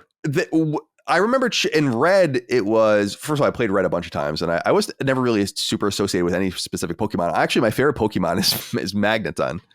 Oh, really? Yeah. And because I love Magnet Man and Mega Man. And so it makes sense. Kind of, I don't know. It's just it's a weird thing. But what I remember was one of the Pokemon you chose gave you an advantage immediately. But if you chose another Pokemon, you had a bigger advantage later. And that was the one I remember choosing. And I think it was Bulbasaur. Maybe, yeah. Because he's grass, water, or whatever, right? He's just grass, yeah. Grass? Yeah. And that's useful against like the Geodudes you fight in like the second gym or some shit like that. No, water is good against water. rock. So maybe that's... You might have been good against you're good against water. So you're probably good against Misty when you fought in the water. What is gym. grass good against? Grass is good against water. Grass is good against water. Yeah, water's good against fire. No, what is good against rock? Water. Water. Oh, okay, both. God, yeah, I don't remember this at all. And then what was psychic? Psychic I hate to say this. I had a printed out grid that I printed out in my high school library from like Game Facts that had like just the it was like a chart Oh of yeah, strengths and weaknesses. I have to look at it still. I'm like, what is this again? Yeah, same thing, dude. It's easy to forget all that stuff. When people told me grass was good against water, I was like, what? That doesn't make sense. But it is what it is. I don't know. But Oh yeah, yeah, bug type and all this stuff. It's like, oh my god, I yeah, don't bug know. type, Fighting. I don't fairy remember type, anything. fighting. Oh Yeah, my they god, just There's add too more much. ghost type, psychic. Yeah, there is there's too much. a lot. There's There's a lot. No, There no. is a See, shit ton. here's the thing. I wanted to get in on this, Brad, because you were being so enthusiastic, but Mhm. I'm remembering. I just don't have a good memory for stuff like this. And like the first Fire Emblem game I played, and that game has like the weapon hierarchy where it's like sword beats axe, axe beats lance, lance beats sword. But Mhm. I am so like I literally just couldn't for the life of me remember it. And I drew a little diagram on a post-it note because I just was like, I just can't remember. Just And if you're print dialing it it out. up to this degree, that's too much. Just print it It's out. No, There's not that many types where it's Wait, not what like is- where it's overwhelming. this is why I was confused. What is? I thought we were talking about it. So, what is Pokemon Brilliant Diamond? So Brilliant Diamond. So there was Pearl and Diamond that are on DS. You played Pearl. Right. Oh, Brilliant so these are Diamond. Switch remakes of them? Yes, that's what they are. Yes. Oh, okay. I totally missed like something along the way about that. Yeah, Okay. it's just a Switch remake of the DS ones. Interesting. Okay, cool. Wow. So they're really just going back to the fucking well, huh? Oh yeah. Oh, it's Pokemon. No one goes back to the well more than them, Interesting. and it works because people. And you keep chose buying it. Diamond. Yeah. I 'cause chose Pearl because I thought it was I the had- less attractive one. I had Pearl on DS, the original one. So I was like, oh, I'll get Diamond this time. So that's the only reason I did. I think the Pearl Legendary looks cooler. So The one thing the one thing I have a fond memory of is it was the one game on Game Boy where I loved Game Boy. I played the shit out of Game Boy when I was a kid. Is for many years is the resurgence that Pokemon Red brought to Game Boy, and then Game Boy Pocket, and then ultimately Game Boy Color had its own stuff going on. And that me and my friend Cody went to get the link cable. And actually, it was the one game I actually did link our Game Boys up, and we would trade and fight. And I'm not so into the Pokemon fighting thing because it's like it's all about leveling and strength, like and versus the weaknesses. There's not too much to it. It seems like, in my opinion. Later on, I think you can get crazy. Like Pokemon tournaments still going on today. I know, and I don't understand how that could be. Because I it's think like there's more depth if you do the PvP scene because there's like, certain moves that are good against actual players and not in the campaign or stuff like that. There's got to be something to it. Obviously, yeah. It's so strange because it seems it's a JRPG. It's a turn-based JRPG. You should be able to brute force your way through any fight. Obviously, you're dealing with computers and not real people. But in other words, if you both had a level 80 Pokemon and you were a certain type of Pokemon, and then someone brought in a battle in which that Pokemon was weak to it, wouldn't that just be over? Yeah, it's definitely a big advantage for sure. So I wonder how that. I gotta look at. I'm actually quite intrigued to look into that. Do they just kind of go in blind? Yeah, I have no idea. And then it's like a gym fight where it's like 6 or whatever. I guess so. Yeah, something like that. It's got to be. I have no idea how it works either. But Micah, yeah, I know you're feeling intimidated. These games are made for children. You'll be totally fine. You'll be okay. That's a good point. You know what? What else I dislike, though? I have never liked the fact that you have to pick one or the other. Like, I just don't starter, like you that. mean? And I know, no, I mean the game, like black or white, red or blue. I dislike that so much. And I've never liked it. And it's actually, Fire Emblem did that for one of their games, Fire Emblem Fates. You could buy Birthright or Conquest. They're two completely different storylines. And I waited several years to buy it because I was so paralyzed by choice. I simply didn't choose. I did buy Conquest this year. That's another game I want to get to. But it was just like, dude, I don't like having to choose. Don't make me pick things. I hate picking things. It's like my worst thing. So I don't like that either. Well, Micah, they used to do like a third version. They did like red and blue. Then they do yellow, which incorporates stuff from both. And they did like Alpha Sapphire, and they did Emerald, which is the one I played that has elements from both of them. Then they did Platinum, which has elements from both Diamond and Pearl. But they kind of stopped doing that later on. They just, because it seems like DLC kind of replaced that. Like Scarlet and Violet, it's just like now a DLC. They don't do the third version really anymore. So you're gonna have to choose. 2 games for Pokemon is always going to exist for the mainline ones. It's never going away because dumbasses buy, like I did sometimes, is buy both of them at the same time because you want to get them all. Yeah, I never works. did that. It's so interesting. Well, because Colin, they do packages where they both come together. That's and I crazy. Get suckered in like That's that. crazy, I get man. influenced. Yeah, it happens. Yeah, I mean, I get it. I mean, if you're into it, you're into it. And the one you'll get this though. The one thing that I lament about the whole Pokemon dual approach is how it infiltrated Mega Man in a major way. Yeah, the Battle Network and stuff like that, and right? Star Force too, where it's like there are multiple versions of these games, and it's like, come on, we're doing this now. Yeah, I think that started with Mega Man Battle Network 3, maybe, where it's like, oh my god, now we're gonna do this fucking stupid. Nintendo, it's not baby. stupid. It's not stupid. It's cool that they do it. We don't have to do it too. Right. Yeah, that's what bothers me about exactly. 100%. But yeah, no one really does that anymore except Pokemon, seems like. So at least there's that. They're the only Pokemon, ones. Nintendo's the only ones that can get away with fucking. That's true. Shit they anymore. are the only ones. Like Pokemon gets away with so much bullshit. It's ridiculous. Nintendo gets away with so much bullshit. Yeah. But they deliver the goods. I mean, it is what they it do. is. They do. They sure do. Okay, let's see here. This is from Neo JD. Brad, give me all the deets. Why Diamond over Pearl? Who did you pick as your starter? Favorite Pokemon from this gen? I want to hear it all. Okay, so Diamond over Pearl, simply because I had Pearl on DS. So now this time I'll play Diamond. Just get the other side. I picked Pillup, the penguin, as the starter because he's water and he turns into a badass penguin later on. So I had to pick him. Almost picked the cool grass turtle because he looked awesome. Favorite Pokemon from this gen? I have no idea. I'm too early. I don't know all these new Pokemon yet. I have no fucking idea. So still too early on all that stuff. But I'll keep you guys updated over time. Probably in Punching Up, you'll hear more about it over a couple weeks. All right, this is from Haru Discourse. Hey, Brad. How do you feel about the new 3D chibi art style for Brilliant Diamond after just played the original Game Boy Pokemon games? I think it's a fine adaptation of the original art style, but I hope that for Black and White, they do something more like the HD 2D look and keep the beautiful sprite art from the original games. Hope you continue to enjoy your Pokemon journey. Thanks. I would really love if they did a 2D 3D Pokemon game. It seems too obvious to me, especially because those old games do have really gorgeous art. Like if they did a 2D 3D Fire Red and like Blue Pokemon. You mean 2D HD? Yeah, 2D HD. That's what I mean. Like if it looked like Dragon Quest or something like that, or Octopath. I think that'd be awesome. I think that'd get a lot of people interested into it. But, or maybe, I don't know, maybe like the younger kids don't even care about that stuff. It's just for oldies like us. I don't know, man. But I think it'd be cool. It would look awesome because those Pokemon sprites are great. Like when I played Pokemon Emerald, which is the Game Boy Advance game, those sprites look amazing in that game. It's crazy how good that game looks still. Okay, this is from Ding Dong. Hello, sacred sluts. Hope you're all doing well. I see Brad is continuing his journey through the Pokemon series. My question is, in Pokemon Brilliant Diamond, you often encounter trainers with one powerful type of Pokemon. If life were a Pokemon battle, what type would you specialize in to face your daily challenges? And how would you counteract the super effective moves of the unexpected? My favorite Pokemon is Espeon because I like psychic Pokemon and she looks like a cat. For Brad, I suggest Slowpoke. He's chill and funny. For Micah, Cloyster, elegant and empathetic.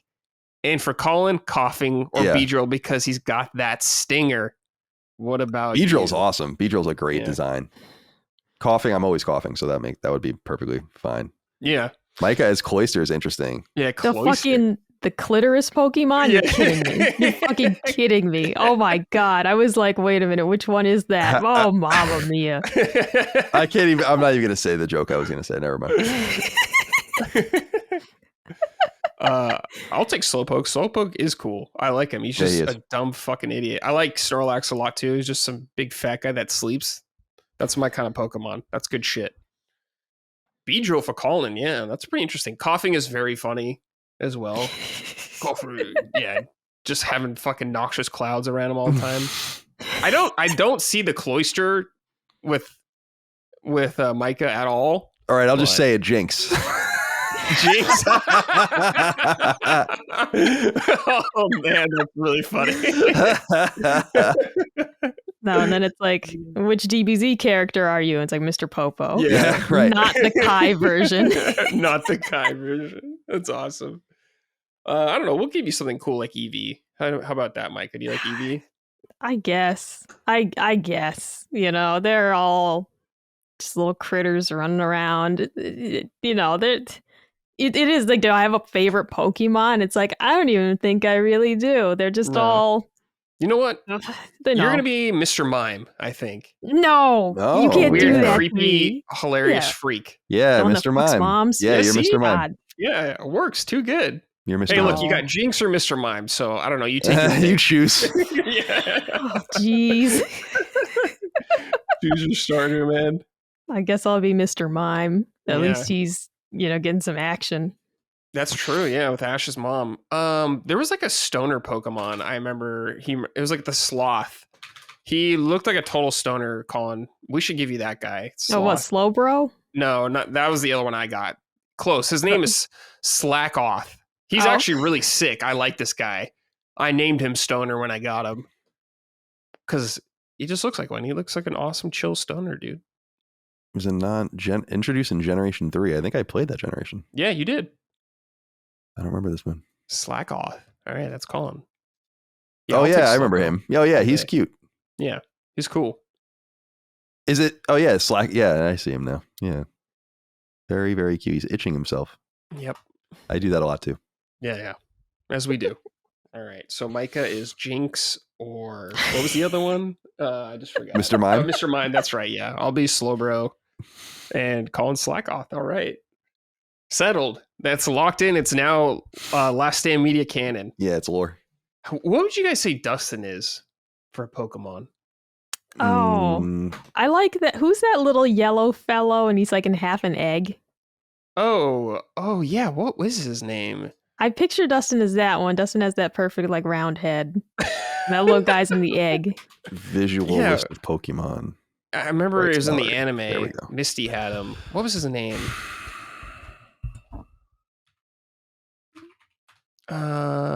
Togepi. That's it. Togepi. Of course it is. Of course it is. You could tell me his name was the N-word and I'd be like, sure. Sure it is. Yeah. I buy it. I like this exercise. This is good. What Pokemon? What would Chris be? He has to be like a depressed looking Pokemon or something. Oh, is there one that wears glasses?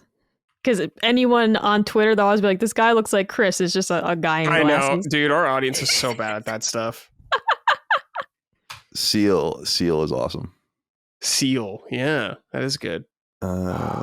Yeah, I'm just looking at like a visual. God, these are so many memories with these.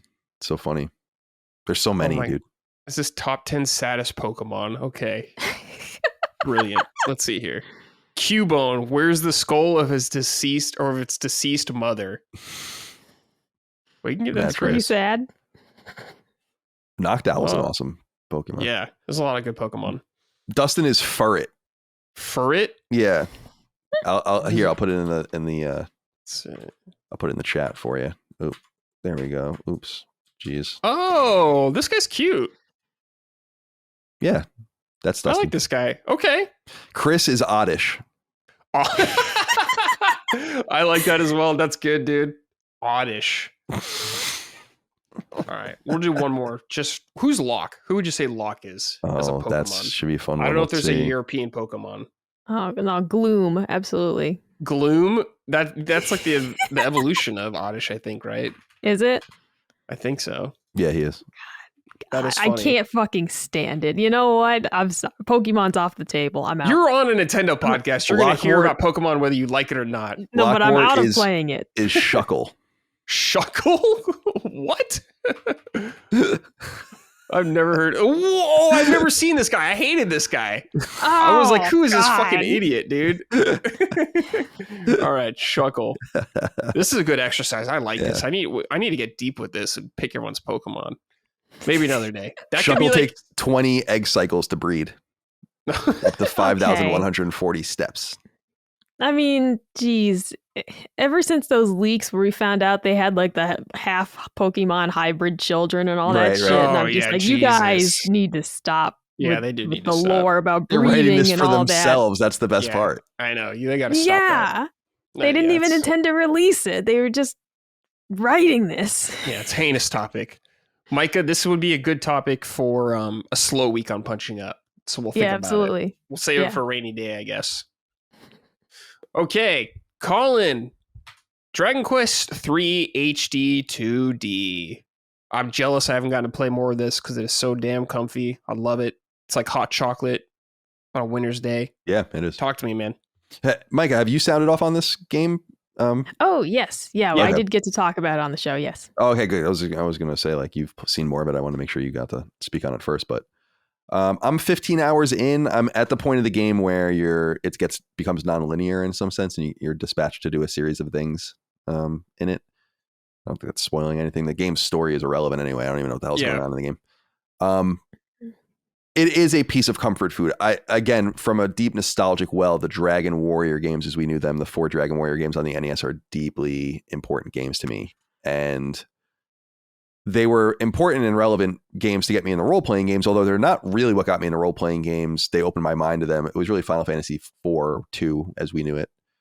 That really got me into role-playing games, which came out in the West between Dragon Warrior 3 and 4 on the NES, interestingly, because it was an SNES game. But they came with this whole series of things. When you bought a Dragon Warrior game, you got an enormous number of inserts, like a huge instruction manual, these pull-out maps, and this grid of all the enemies in the game. It was fucking sick.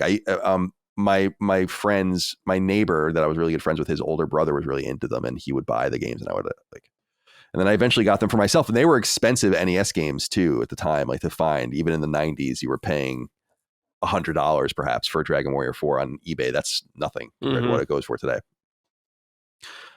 So Dragon Warrior 3 I played and back in the day on NES and had it myself. And I remember originally being confused why it was announced as an HD 2D game or whatever first before Dragon Warrior 1 and 2, and then realizing, of course, and looking into it and talking to Mike and stuff, like, oh, it's really 3 is like is a prequel to 1 and 2. And so it's cool that they're going to finally get those out. And then I played it again. You might recall it came to Game Boy Color. Yeah. And it came to Game Boy Color at kind of a weird time. I don't know if people recall. It came to Game Boy Color around the time Game Boy Advance launched. And I played it then. So it's been years, many years. I don't remember anything about it. And so I'm playing it now, and it is a piece of comfort food, and it's really beautiful with a 2D HD view, but it's very simple, and it's definitely not a game for many people, I don't think. You have to really be looking for something very hardcore and specific. And it's not hardcore in that it's difficult to play. It's hardcore in that it's very repetitive. It is an old school turn-based, random encounter, equipment-driven, story light game. It kind of just exists to play it like that. You're not really getting much out of the story. In fact, the story is kind of strange, and all the different cities have like these very racial, and I don't think it's racist, but very racial or cultural touchstone. Like one is Italian, one is Indian, one is, but they're not. They're like in whatever universe they're in.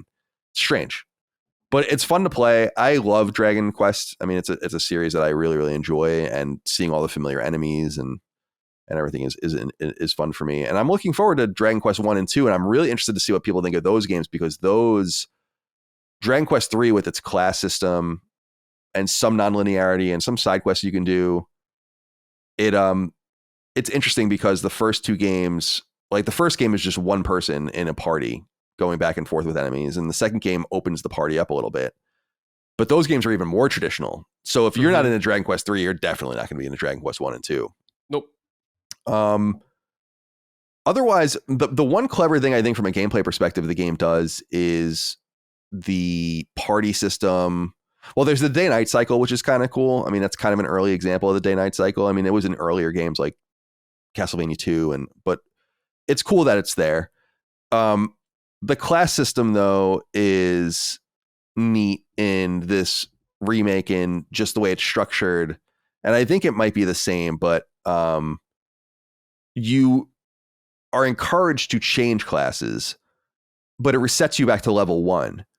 But it resets you back to level 1 while only losing half of your strength and half of like whatever your stats are.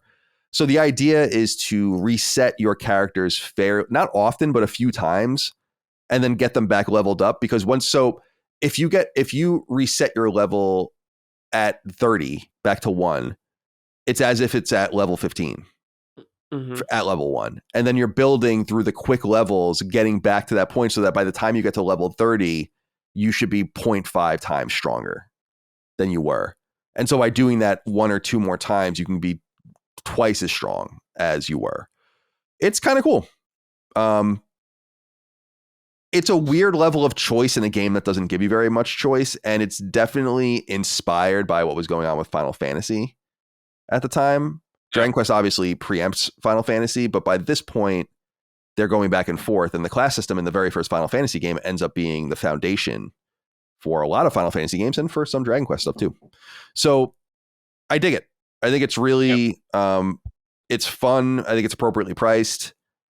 It's very traditional. It's grindy. It requires, the economy is so fucked in the game. I mean, this is really the way it is in all the Dragon Quest games, though, where money is somewhat scarce. And a lot of, in a Final Fantasy game, you are rich by the end of the game. And you can't even find things to spend money on. Even in a game like Metaphor, I had like $500,000 or something by the time I finished the game.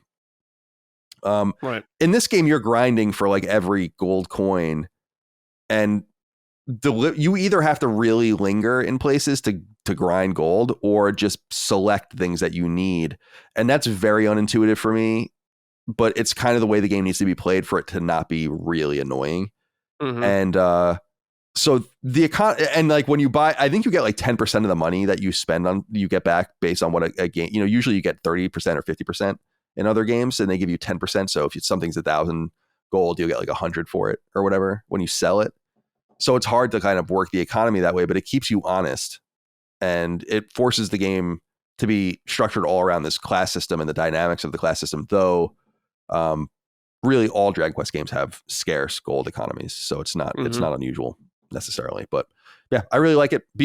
It gets me. 1 and 2 is going to be cool. It kind of gets me excited for them to go forward, because Dragon Warrior 4, Dragon Quest 4 is a really famous game with people, and 5 and 6 are mysterious. I played 5 and 6 on DS, but those are like the least circulated Dragon Quest games because they only really got released once in the West in this very weird way, like silently kind of on DS. And it's weird. I bought those games immediately. I was like, 4, 5, and 6, and I all got released on DS, and it was fucking sick, and I was so excited to get them, and they were fun to play. So it'd be cool if they go in that direction now and ultimately culminate maybe with 7 and 8. Yeah. Get 9 on. I mean, 9 is lost to history basically because it's on DS. Yeah.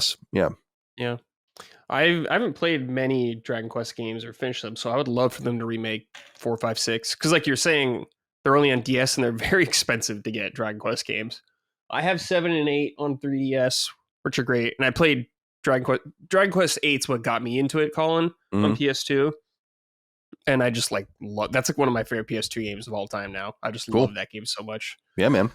What would you recommend for a newcomer? Would you say 11? I mean, 11 is the most dynamic and longest, and maybe not the longest, but it is very long. It's 100 plus hours, but I think Dragon Warrior 7 might give it a run for its money, and 8's really long too. Yeah.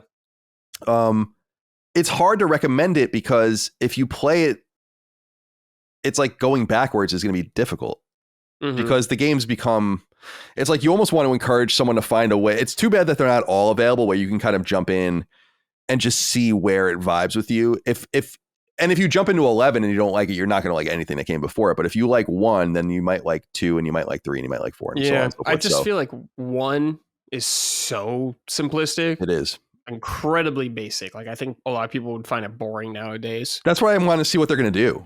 Like, they're going to do 1 and 2 in one package, so that'll make more sense. Because 1's pretty short. It is. I mean, it's like a sub 10-hour game, even if you don't know what you're doing. Right. So and it's just all grinding, pretty much. And there's like, I think, I don't want to speak out of turn, but there's like, what is there, like 30 enemies in the game or something? Yeah, there's not a lot. And it's easy enough. I know that game.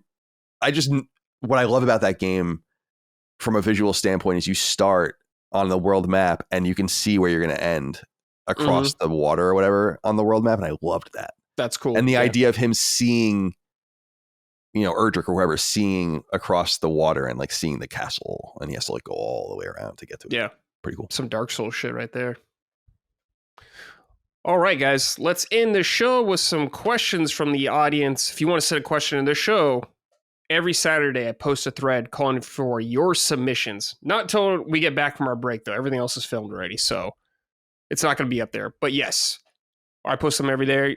We do that for all of our shows. Colin, you post one for Sacred Symbols on Wednesdays. Is that correct? Yeah, Or is it Wednesday at Tuesdays? 3 p.m. Eastern. That's when they Okay, go so- live. Yeah. You want to post on the shows, look over on our Patreon, patreon.com/laststandmedia. $2 and up. You could submit over there. All right. This is from Jonathan Rumor. Happy New Year, gamists. Now that we've made it another cycle around the sun, what gaming achievements and regrets do y'all have for 2024? I'm extremely proud to say I finally completed the Uncharted trilogy, including the best one 3. Yeah, that's good. Smart boy.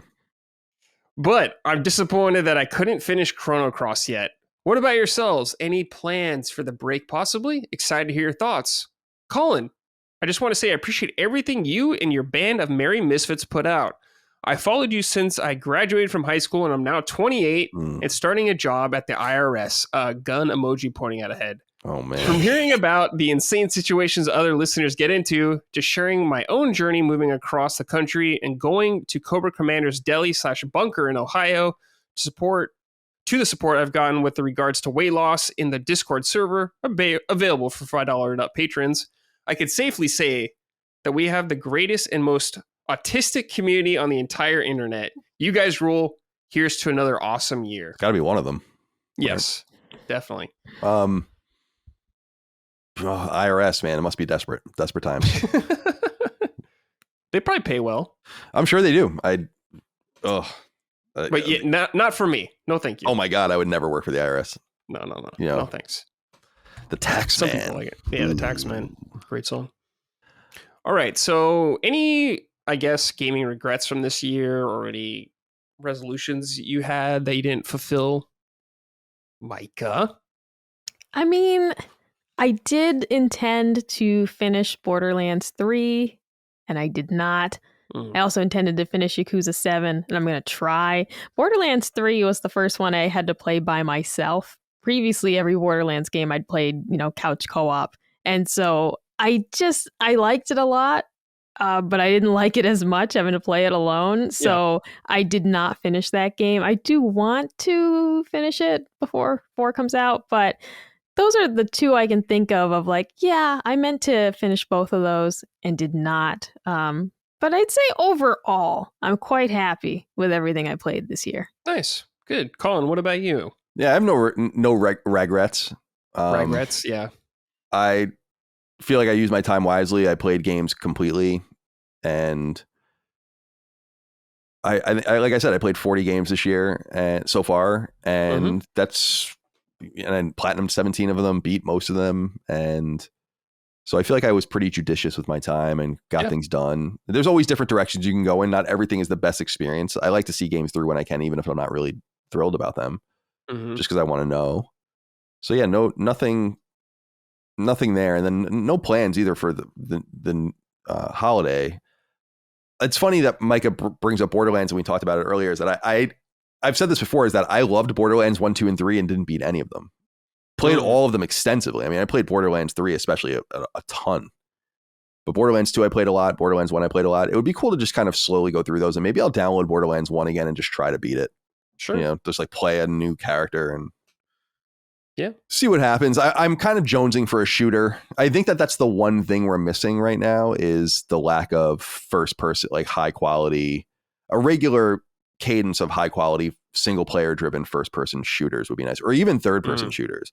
You get your Call of Duty every year and all that kind of stuff, but it would be cool for more of those things to come out. I played a lot of boomer shooter stuff this year, which was good. But to play something a little more high caliber would be cool. Yeah, I get that. For me, this has been 2 years in a row now. I've been meaning to finish Dragon Quest VII. I have not finished it yet. I'm like 20 hours into my 3DS copy, and I just have not done it over 2 years because there's too many damn video games. I also wanted to play Lost Odyssey this year because I've never played it. And everyone's like, oh, it's so good. But another game that just, there's no time, man, sadly.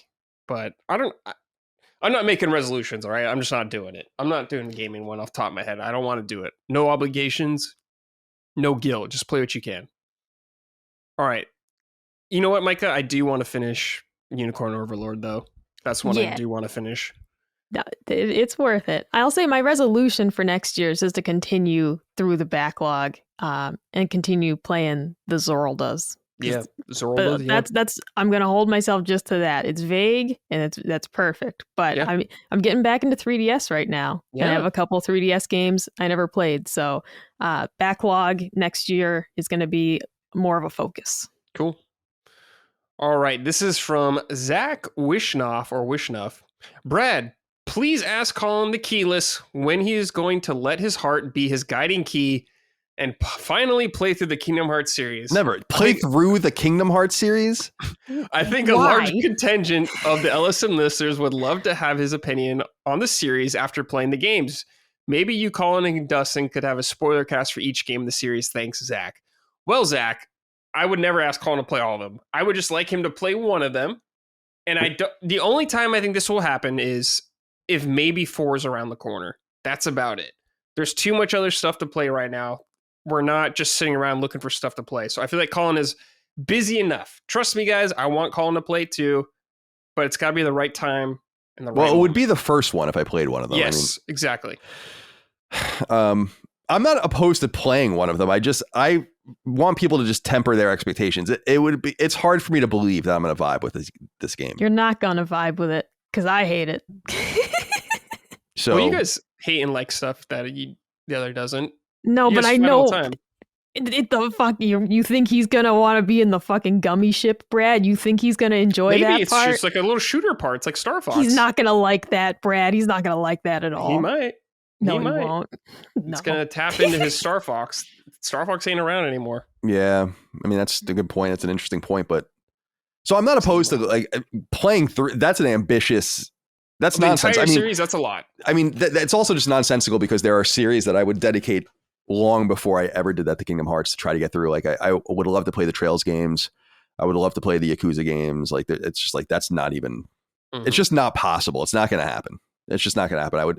I would dissuade yourself from that. Double the size of the Patreon, and I'll play Kingdom Hearts 1. How's okay. That? Wait, Kingdom Hearts 1? No, let's do the whole series if we get double. Yeah, if you get to 20,000 paying patrons, I'll play all the Kingdom Hearts games. Okay. They're all on PlayStation. You can get them all right there. All in one collection. Nice and simple. All right. There you go, listeners. You know what you got to do to get Colin to play the series. It's out there. I would like you to play 1 at some point, but that's all I'll ask of you. I think that's a distinct possibility. I don't think that that's unlikely. Yeah. You know? Maybe when 4 is coming around, maybe you'll be in the spirit. Who knows? Or me and Dustin will just keep bothering you. I don't know. One of the two. Okay, this is from Don't Touch Me There. What's more important these days, story or gameplay? Hear me out. I assume many of you will say gameplay, but if a game is 70 plus hours long, what is keeping you going, the story or the gameplay? I recently finished Metaphor, and by the 60-hour mark, I was tired of the gameplay, but the story kept me going. I finished it, and I have no desire to play it again. Rise of the Ronin, I hit the 50-hour mark, and while I love the gameplay, the story is almost non-existent. I stopped playing it. I may play for like 20 minutes a week to get my fix, but I have no desire to finish the game. I wish it was just levels and no open world. Then we have Final Fantasy 16. Both gameplay and story are equally compelling, so I just started my 3rd playthrough. Thanks, Tekken 8. I know opinions may change depending on the game. I guess the question should be, what keeps you motivated to keep playing these 50-plus hour games? It's a tough question. Because I think there is no correct answer. Just depends. It depends on the game and the scenario, I guess. It's we were exactly saying, like they wrote. We were saying like before, like how much time I spent with like a game like Far Cry 6. It wasn't the story that had me playing Far Cry 6. It was the gameplay and the systems I loved. You know, so but Metaphor, obviously you're playing. I don't think the story gets stronger necessarily the longer Metaphor goes on, but that is what's compelling you through to the end of the game is to see it through. You've come this far, but it really is dependent on the specific experience. And I would imagine that most people playing games for many, many hours are playing it for the gameplay. Yeah. What do you think, Micah? Yeah, I mean, my goal is games that strike the balance, something like the Yakuza series, which I feel like just have really excellent story and really engaging gameplay. But if I'm thinking about something like Xenoblade Chronicles, for example, the second one, the story gets so in the weeds at one point that I was like, I'm going to keep playing this because I like the game, but I have no clue what is happening. and it's like it's a game with 20-minute cutscenes and you're going back and forth in the timelines, and it's like it's just so much and so convoluted that I'm like, I don't give a fuck about the story. I'm playing this because it's fun. So I'm kind of the opposite of our dear listener in that if the story is bad, I'll keep playing, and if the gameplay is fun. But generally speaking, I'd like both. I mean, Dragon Quest III is a perfect example of there's not a lot of story in that game, but I also found the gameplay to just be so simplistic. It was a little bit boring. Story would have helped balance it better. Like, I just want every experience to be more balanced. Sure. But something like Call of Duty, those campaigns, the stories don't make any sense, and you don't care because it's fun. Yeah. So I guess I'm gameplay first, primarily. Sure. I think gameplay is the most interesting aspect for me usually, but a story can definitely carry me through a game in a lot of ways. So it's hard for me to say one over the other every single time because it's just different scenarios for different types of games. Like even yourself, Don't Touch Me There, we're saying. So it's a case-by-case basis, I guess. But I think about some of my favorite games of all time, and it's usually gameplay related. Usually, sometimes. But like Final Fantasy VII is both to me. Really compelling story, but awesome gameplay as well. So I don't think there is a right answer. It just depends what the game excels at doing, in my opinion. Okay, this is from Austin from Rochester. Greetings, Summon Stoffel. First off, congrats. Oh no, Guten Tag, Summon Stoffel, not greetings. First off, congrats to Colin on the launch of Tribreaker. I got it on Steam. Been having a lot of fun with it. We should have called it Tri-Baker. It would have been like a third Perils of Baking game. And no spoilers, man. No leaks yet. That leads me to my question. Habroxy 1 and 2 are on Steam Deck, verified, while Super Perils of Baking and Tribreaker have unknown Steam Deck compatibility status. Both work fine on the Steam Deck, by the way. So I was just curious if you could offer any insight from the developer side on how the Steam Deck verification process works. Nope. I have no idea. Okay, there you go. Thanks for writing in. Yeah, I was going to say, I'm glad he said it in his letter, is that Tribreaker does work on Steam Deck. I know that from Barry, but I think the games enter some sort of queue, and then you have to like just wait for it to be tested and tried. And I think a lot of smaller developers just do it on their own until they get that certification. I think once the game comes out, then you can submit for that. I don't know why Perils wouldn't have it. It could be because we just haven't sold very many copies on PC to begin with. But yeah, who would know? I mean, Ben's on the show sometimes, right? Yeah. Ben is the associate producer of all of our games, and he would be dealing with this, I think. So okay, he would be the one to ask about this. But yeah, I really have no idea. But yeah, all of our games do work, as you noted, on Steam Deck, regardless of their verification. And I would be interested to know, are there a lot of like problems with games on Steam Deck that don't work?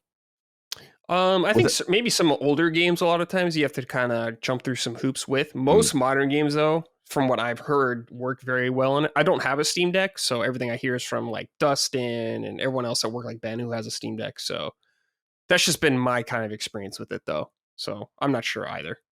Yeah, PC is not a big platform for us, unfortunately. I mean, it's the hardest place to get discovered, and it's the place where the fewest of our core listeners are. Yeah. So it could just be a priority issue too about them not even really caring to certify us. Habroxy, the Habroxy games sold way better than the games we've released since, so I think those might have just gotten more attention. Obviously, PlayStation is probably the most popular platform for you guys. What would you say is the second? I don't know. Let me look. I mean, I can see right now. Do we have new sales figures? I'm curious about Switch or Xbox. Yeah, I think it's. Well, let me look here. I think for all right, so total games, we just passed 100,000 games sold. Hey, look at that. That's nice. And we announced that on Patreon, or on Twitter, which was cool. So our PSN totals, 53,000 of them are PSN. And that's PS4, PS Vita, and PS5. And then the second biggest is Xbox. Okay. 18,000-ish. And then Switch is 14 or 15,000. It's 14,971. And then Steam is 3,959, so almost 400. And then we have, like PC, we had like some random PC releases like with no DRM and stuff like that did a few hundred. And Barry ported all the games to iArcade, which is now defunct like arcade right. thing. Yeah. And we sold a few hundred there. So, what itch.io or whatever. We sold a few hundred there too. Yeah. Nice. So PSN by far our biggest platform. And then, Xbox second and Switch third. And so we're hoping for the best for the new game, but I don't know, man. It's hard out there. We were talking on the behind the scenes of just like, since this was like a 2 days, I think, since we launched the game, is like 22 games came to PSN after us. Wow. Jeez. So insane, it's it's hard. It's really hard to sell games. Yeah. God bless all you out there making those games. Hoping someone plays them. I just got a text message from a random number. It says, "Are you busy?" Should I say, yeah? What's going on? But what's going on? Yeah, sure. Well, we're about to be done, so you can actually just call them. No, I'm good. You I'm want not to going to call anyone. I'll guarantee you that. Get real aggressive. Why'd you FaceTime them? Yeah. Oh, the Colin FaceTime meme is What's so good. What's the 442 area code? I don't know. Code. Oh, Southern California. Oh. Oceanside. Oh, okay. Victorville, Carlsbad. That's San Diego, isn't it? Yeah. San Bernardino, San Diego. Yeah. I don't know. You don't know me, though. Strange. Brad with a burner phone. Yeah. He's playing That's pranks right. on us. That's right. Gonna start use a voice changer and call you guys. Get real creepy. Be awesome. All right, Micah, Colin, we are done. Another episode in the books. Thank you both for joining me. I greatly appreciate it. Love chatting with both of you. Likewise. Thanks for having us. Yes. Before we go, any final thoughts or anything you want to say? Or should we just get out of here? I'm once again burning a candle during the podcast. Oh, yeah. It's That's wonderful. your thing. Nice. Wonderful. Nice. I forgot to do it on Constellation this past week, but I'm trying to build the habit. It's very nice. I highly recommend this. I'll try to remember to tell you about it tomorrow when we record as well. Yeah. See if you got it burning. Colin, anything from you before we go? No, just appreciate you having me. I'm burnt out, man. I'm like ready. Speaking of burning, just ready for this year to be over. I need to like just rest for a little while. Just rest. Yeah, I get it. I'm shooting 2 more segments today for the Goaty episode. Yeah. So Godspeed. Still got quite a ways to go for today, but that's okay. No big deal. We're at the home stretch. Yeah, exactly. We're done this week, so and you can get some good rest. So that's right. Yeah. So thanks for having me, and I'll see you next year. Yeah. All right, everybody. Thank you, guys. We will see you next episode. Take care and goodbye. Summon Sign is a product of Last Stand Media and Colin's Last Stand LLC and is proudly recorded in the USA. The show is written and hosted by me, Brad Ellis. The show is produced by Dustin Furman. All of Last Stand's theme music is by Ramon Narvaez. Summon Sign, along with the rest of Last Stand's media shows, are fan-funded on Patreon at patreon.com/laststandmedia. The following names are at the producer level on Patreon, our highest tier, and we are grateful for your kind contribution and generosity to our independent endeavor. Thank you.